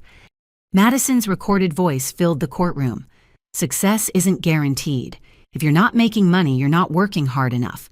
I can't help people who won't help themselves." The irony was so thick you could package it and sell it as a course. When testimony concluded, Judge Harrison looked tired. "I've presided over many fraud cases, but rarely one where the victims and perpetrators were so intertwined. Ms. June Matthews, you have the court's sympathy. To discover your generosity was funding criminal enterprise must be devastating." I nodded, not trusting my voice. "As for the defendants, we'll recess for today. Closing arguments tomorrow, then I'll consider sentencing recommendations." As marshals prepared to escort them out, Mom caught my eye. For a moment, her mask slipped, and I saw something raw. Not remorse exactly, but recognition. The game was over. The bills had come due, and this time I couldn't pay them. Madison was less subtle. "I'll never forgive you," she screamed as they led her away. "When I get out, I'll ruin you. My followers will destroy you." All 800 of them, I thought, but didn't say. Outside the courthouse, reporters waited. Patricia guided me past them, but one question penetrated. "June, do you regret helping your family?" I stopped considering. I regret that my help enabled their crimes. I regret that love became transaction. But mostly I regret that it took federal prosecution for them to face consequences. Would you do it again? No, and that's the most honest thing any of us have said in years. That night I sat with Sarah as the news coverage played. The anchors seemed stunned by the circular nature of the fraud, the family dysfunction that had metastasized into federal crime. Madison Matthews claimed to teach success while hiding income and begging for money, the reporter summarized. Her parents claimed tax deductions for her fake business, while their other daughter unknowingly funded the entire scheme. It's a cautionary tale of enabling meeting entitlement in the digital age. "You okay?" Sarah asked, muting the TV. "I testified against my entire family today. I'm not sure okay applies." "You testified to the truth. They committed crimes against themselves." My phone buzzed. Another unknown number, but I recognized the area code. The Federal Detention Center. "You have a collect call from Madison Matthews. Will you accept?" I declined and blocked the number. There was nothing left to say. The next morning brought closing arguments and Judge Harrison's verdict. Guilty on all counts. The sentencing would come later, but the maximums were clear. Mom and Dad faced up to 3 years each and hundreds of thousands in fines and back taxes. Madison faced up to 7 years for wire fraud, tax evasion, and false claims. As they led my family away in handcuffs, Madison turned one last time. No screaming now, just a look of pure disbelief. Even then, even convicted and facing prison, she couldn't understand how her influencer empire built on lies and my money had collapsed. I left the courthouse for the last time, Patricia beside me. "What now?" she asked. "Now I live my life, the one I should have been living all along." "Any regrets?" I thought about it as Portland's afternoon sun broke through the clouds. Just one. I wish I'd kept that first $2,400 for myself. Could have started this journey 8 years and $347,000 ago. But then Madison might never have been caught. True, maybe some expensive lessons are worth the price. As I drove home, my phone stayed silent. No family crises, no emergency requests, no guilt trips disguised as love. Just quiet possibility and a bank account that would never again be confused with a family fund. The Matthews family fraud had unraveled completely, each thread pulled, until only truth remained. And the truth, as it turned out, was exactly what I'd paid. Hundreds of thousands to learn that real family doesn't come with a price tag, and love that does isn't love at all. Madison would have years in federal prison to contemplate that lesson. I had the rest of my life to live it. The call came on a Tuesday afternoon in late November, just as autumn was surrendering to winter. I'd been reviewing patient charts when my phone lit up with a number I didn't recognize but somehow felt I should. The voice on the other end made my heart skip. "June, this is Harold Brennan from Brennan & Associates. I'm calling about your grandmother, Rose Matthews." Grandma Rose. In all the chaos of the trials and family destruction, I'd somehow forgotten about my father's mother tucked away in a memory care facility for the past 3 years. Or so we'd been told. Did something happen? Quite the opposite. "Your grandmother has requested a meeting with you, urgently. Can you come to my office this afternoon?" The same law office where the will reading had shattered my world now held another surprise. But this time, I wasn't walking in blind and trusting. Patricia accompanied me, her presence a reminder that I had advocates, now people who protected my interests. Harold Brennan's conference room felt different this time. Sunlight streamed through windows I hadn't noticed before, and sitting at the table was someone I hadn't seen in 3 years, Grandma Rose, looking nothing like the dementia-addled woman my parents had described. "June." She stood steady and strong and embraced me with surprising vigor. "My dear girl, I've been waiting for this day." I pulled back, studying her. At 82, she should have been deep in memory care confusion. Instead, her blue eyes sparkled with sharp intelligence and something else, mischief. "Grandma, I don't understand. Mom and Dad said you had dementia, that you needed constant care." "Sit down, sweetheart." Harold poured June some tea. "She's going to need it." Over the next hour, my grandmother unraveled a deception that made Madison's fraud look amateur. 3 years ago, when early memory lapses had prompted medical evaluation, she'd received a diagnosis of mild cognitive impairment, not dementia. Concerned but functional, she'd started planning for her future care. "Your parents saw an opportunity," she said, her voice steady with controlled anger. "They convinced me to sign power of attorney to Madison, said she had more time to manage my affairs while you were so busy with work." Madison. They gave Madison control over your finances. "Temporarily," they said, "just until we figured out the best care situation." Rose's laugh was bitter. Within 6 months, they'd moved me to Sunset Gardens, a basic facility that accepted Medicaid.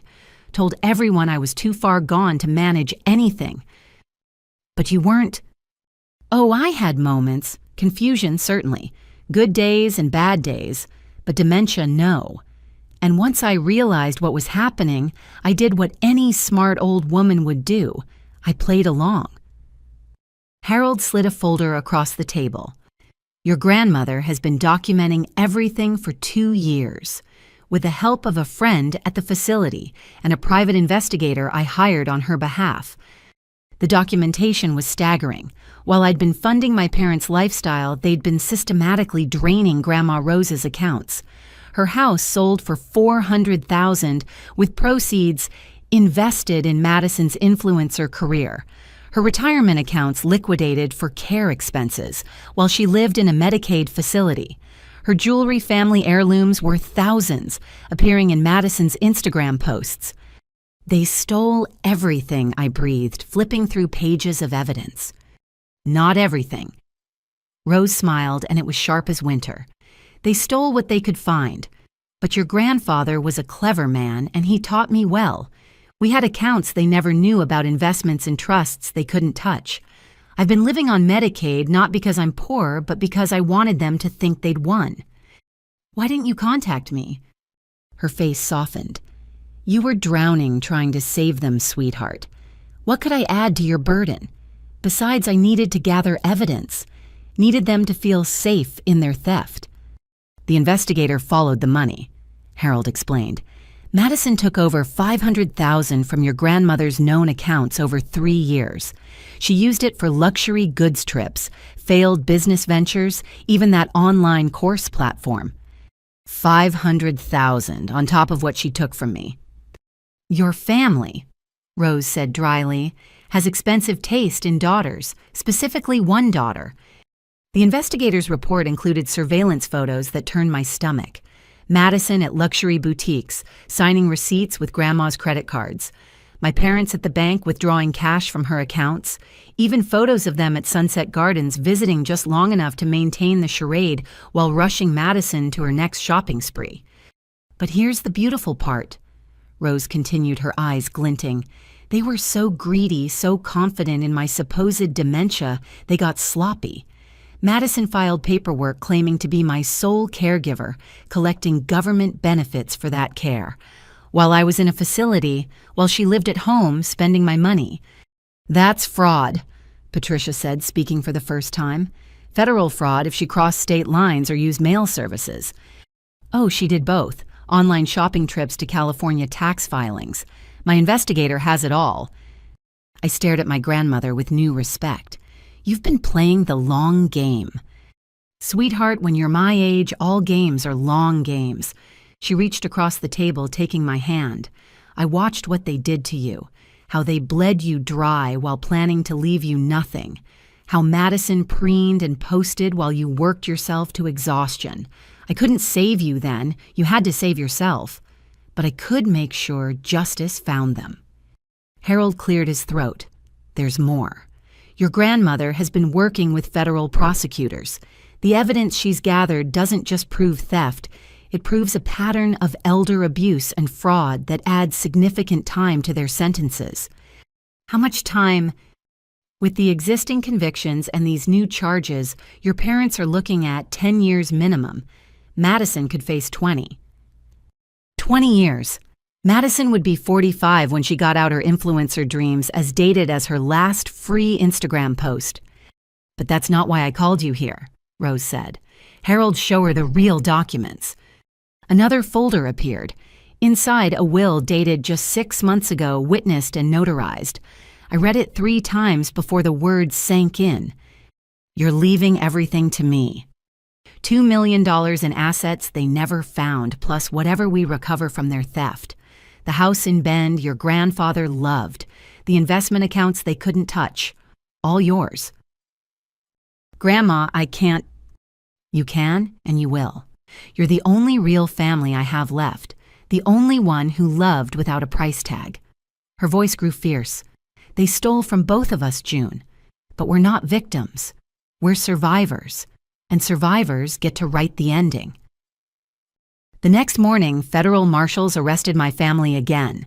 The charges were a symphony of legal consequences: elder abuse, financial exploitation, mail fraud, wire fraud, false claims for caregiver benefits.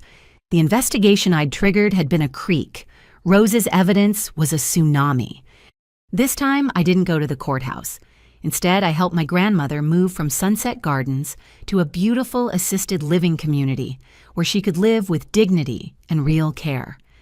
As we packed her few belongings, they'd sold or stolen most of her possessions, she pulled out a small recorder. "Want to hear something interesting?" She pressed play. Madison's voice filled the room, recorded during a visit 2 years ago. "Just keep pretending Grandma. The more confused you act, the better. We need June to keep thinking you're gone so she doesn't get suspicious about the money. Once we sell your house, we can put you somewhere nicer. Promise." "You recorded them?" "Every visit. My friend at the facility helped. Sweet girl studying law at night school. I'm paying for her last year of tuition as a thank you." "How long have you been planning this?"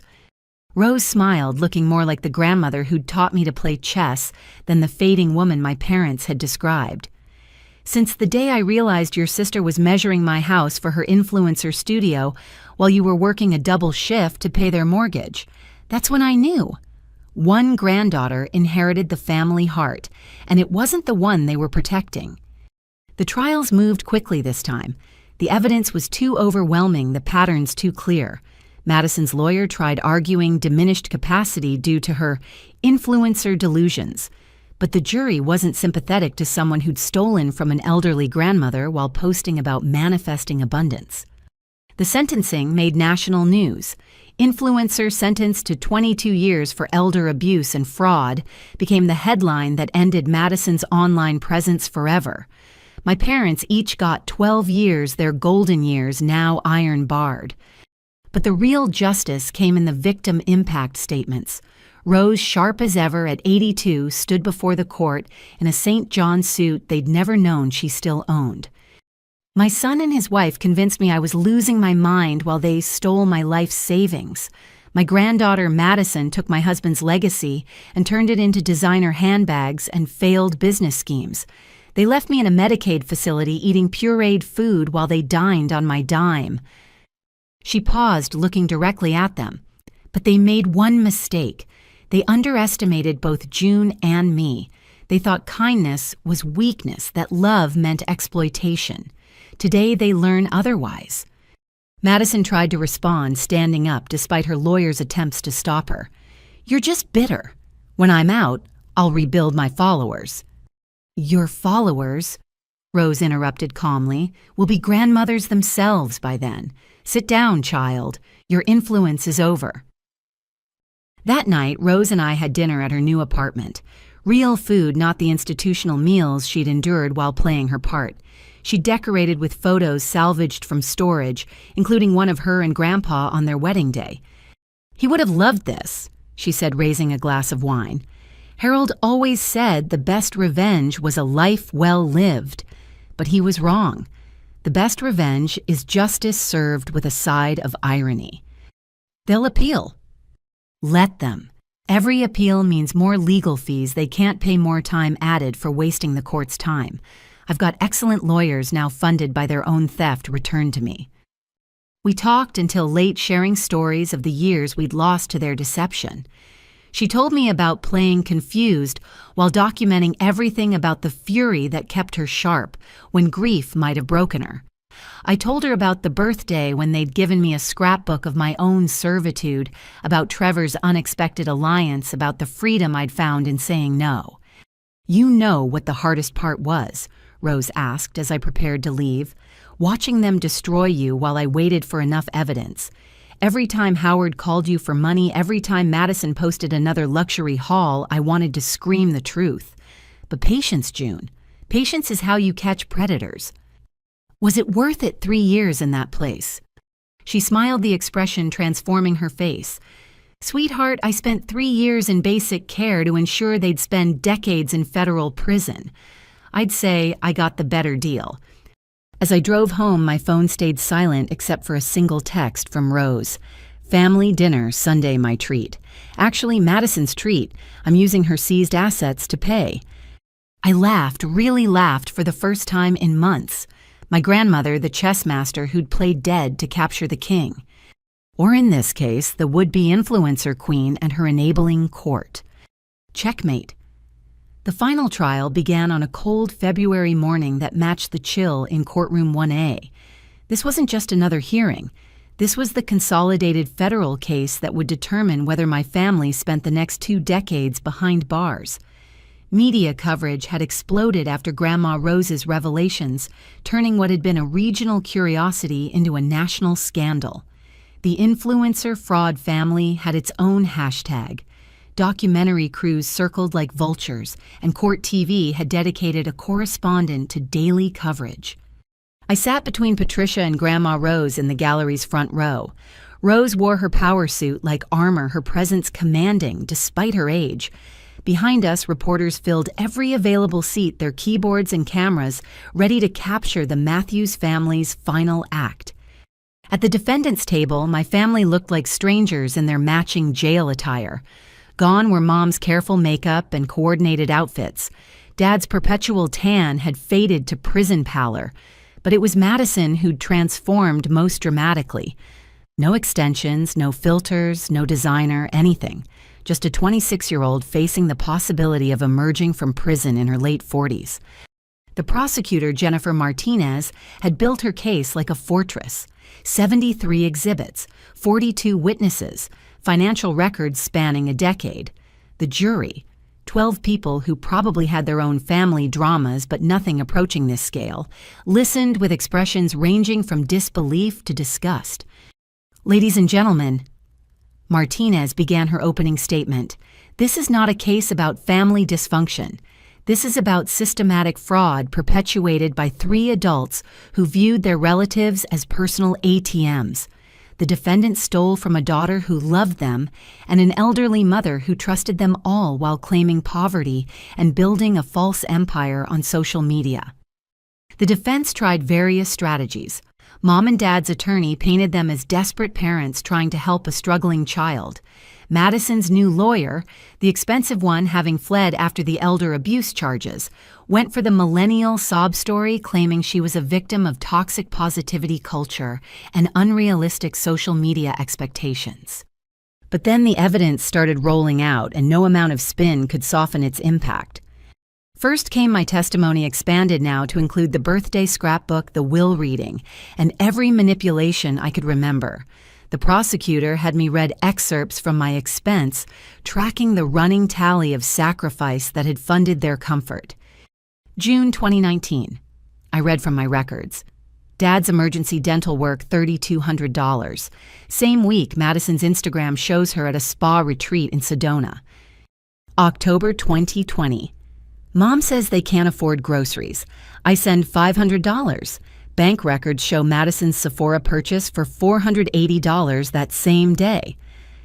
December 2021, told they might lose the house. I empty my savings $8,000. Madison posts about her investment in a $5,000 camera she never uses professionally. The jury took notes, some shaking their heads. One woman who looked about my mother's age kept staring at Mom with undisguised contempt. Cross-examination tried to paint me as bitter, vindictive, attention-seeking. But Patricia had prepared me well. "You seem very prepared with all these records," the defense attorney suggested. "Almost like you were planning to use them against your family." I kept records because I was trying to understand where my money went. If tracking expenses is planning against family, then every household budget is a conspiracy. But you never said no until after the will reading. Correct. I trusted them until they put in writing that my trust was worthless. So this is about inheritance. This is about learning I'd been funding fraud. The inheritance just revealed it. Trevor testified next his forensic accounting background lending credibility to the financial maze. He'd created charts showing the circular flow of money, from me to parents to Madison and back around in the form of tax fraud. In my professional opinion, he stated, "This represents one of the most clear-cut cases of familial financial exploitation I've encountered. The paper trail is extensive and damning." Madison's attorney tried to discredit him. "You dated the defendant. Isn't this just revenge for a bad breakup?" "I dated someone I thought was an entrepreneur. I discovered she was a fraud. My personal feelings don't change the mathematical evidence." But the day's most powerful testimony came from Grandma Rose.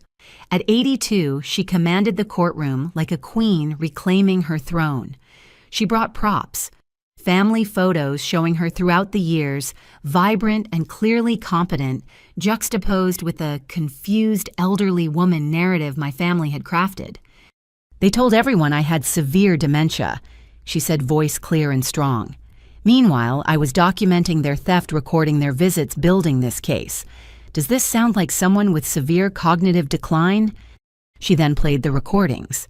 Madison's voice filled the courtroom cheerfully, discussing which of Grandma's assets to liquidate next. Mom suggesting they move her to an even cheaper facility to save money. Dad complaining that the power of attorney paperwork was too complex and couldn't Madison just forge some signatures. "Objection!" Madison's lawyer practically screamed. Overruled. The defendant's own words are admissible. The worst recording was Madison explaining to a friend how easy it was. "Old people forget stuff anyway. We just tell June that Grandma's too far gone to manage money. She'll never check because she's too busy working to pay our bills." In the gallery, someone gasped. The court reporter looked ill. "How did it feel," Martinez asked Rose, "to hear your granddaughter say that?" "Like watching my son become a stranger. I raised Howard better than this." But somewhere greed replaced love, and Madison learned that family meant opportunity, not obligation. The defense's cross-examination of Rose backfired spectacularly. They tried to establish she actually did have memory issues, that her current clarity was temporary. "Mrs. Matthews, isn't it true you were diagnosed with mild cognitive impairment?" "Yes, mild. Like forgetting where I put my reading glasses, not forgetting I had $500,000. "But you allowed your family to manage your affairs." "Under false pretenses. They said it was temporary. 3 years and $500,000 later, I'd say they lied." "Yet you continued to play along." Rose smiled, the expression sharp. "Young man, I spent 3 years eating pudding and pretending to be confused while documenting fraud. If that's not sound mind, I don't know what is. Would you like to see my chess rating from the facility? I beat everyone, including the staff." The gallery erupted in nervous laughter. Even the judge looked like he was fighting a smile. The prosecution then brought out the social media evidence. Madison's Instagram, TikTok, and YouTube accounts were projected on courtroom screens. The jury watched her transformation from struggling influencer to luxury lifestyle blogger, all time-stamped against my bank transfers and Rose's account withdrawals. "This is from March 2022, Martinez narrated. Madison posts about manifesting abundance and claims her success comes from hard work and positive thinking. Bank records show she deposited $20,000 from her grandmother's account that week. They played her course videos where she taught others to invest in themselves and ignore the haters. Code apparently for steal from family and block anyone who questions your income. The most damaging was a deleted video recovered from her cloud storage. In it, a drunk Madison filmed herself counting cash, laughing about stupid people who actually work for money and how family is just another word for funding. Madison tried to object from the defendant's table, but her lawyer shushed her. The damage was done. Character witnesses came next. Our former neighbors testified about watching me leave for double shifts while Madison sunbathed. The bank manager who'd processed Rose's withdrawals confirmed my parents always came together, always seemed nervous, always had Madison waiting in the car. Even Madison's few remaining friends turned. One testified that Madison had bragged about her business model, getting others to pay for everything while she built her brand. She said working was for people without vision, the former friend testified, said her family owed her success because they'd created her. It was weird. Weird how, like she genuinely believed she was entitled to everything because she existed. She called it return on investment, said her parents invested in creating her, so they owed her returns forever. The defense's case was anemic in comparison. They brought character witnesses who described my parents as loving and devoted, but crumbled under cross-examination when asked if they'd ever seen this loving family actually interact. Madison's witnesses were other failed influencers who testified that everyone exaggerates online, not exactly a compelling defense for fraud. Madison insisted on testifying against her lawyer's advice. It was a disaster. "I never meant to hurt anyone," she began, already crying. "I was just trying to build something special." "By stealing from your grandmother?" Martinez asked. "It wasn't stealing. She said I could manage her money. While she had dementia, she seemed fine to me." Martinez pulled up a text Madison had sent. "Grandma's really out of it today. Perfect time to get those transfer forms signed." Does that sound like someone who thought their grandmother was fine? Madison's response was to blame everyone else. "I'd never supported her dreams. Our parents had promised to help, but always complained. Rose had so much money she'd never miss it. Society put pressure on young women to succeed. The economy made it impossible for her generation. So everyone is responsible except you," Martinez summarized. "I'm a victim too." "Of whom?" "Some of circumstances." The gallery's response said everything. Even the bailiffs looked disgusted. Closing arguments took a full day. The prosecution laid out the case like a roadmap of greed, each turn marked by my depleted bank account or Rose's emptied assets. The defense tried for sympathy, but what sympathy could exist for 3 adults who'd systematically destroyed 2 family members who'd loved them? The jury deliberated for exactly 93 minutes. On all counts of wire fraud, tax fraud, elder abuse, financial exploitation, and conspiracy to commit fraud, the foreman read, "We find the defendants guilty." Madison screamed an influencer's last attempt at controlling the narrative. Mom fainted, or pretended to. Dad just stared at me with naked hatred. "I hope you're satisfied," he mouthed. I was. Not happy, not celebratory, but satisfied that truth had finally won over manipulation. Outside the courthouse, media surrounded us. Rose handled them like the pro she'd become. "Justice was served today," she said simply. "My son, his wife, and my granddaughter chose greed over family. They'll have decades to contemplate that choice." "Mrs. Matthews, what about June, your other granddaughter?" Rose pulled me close. "June is proof that DNA doesn't determine character. She's the granddaughter of my heart and the only family I need." Someone asked if I had any comment. I thought about all the things I could say, all the pain I could share, all the receipts, literal and metaphorical, I could provide.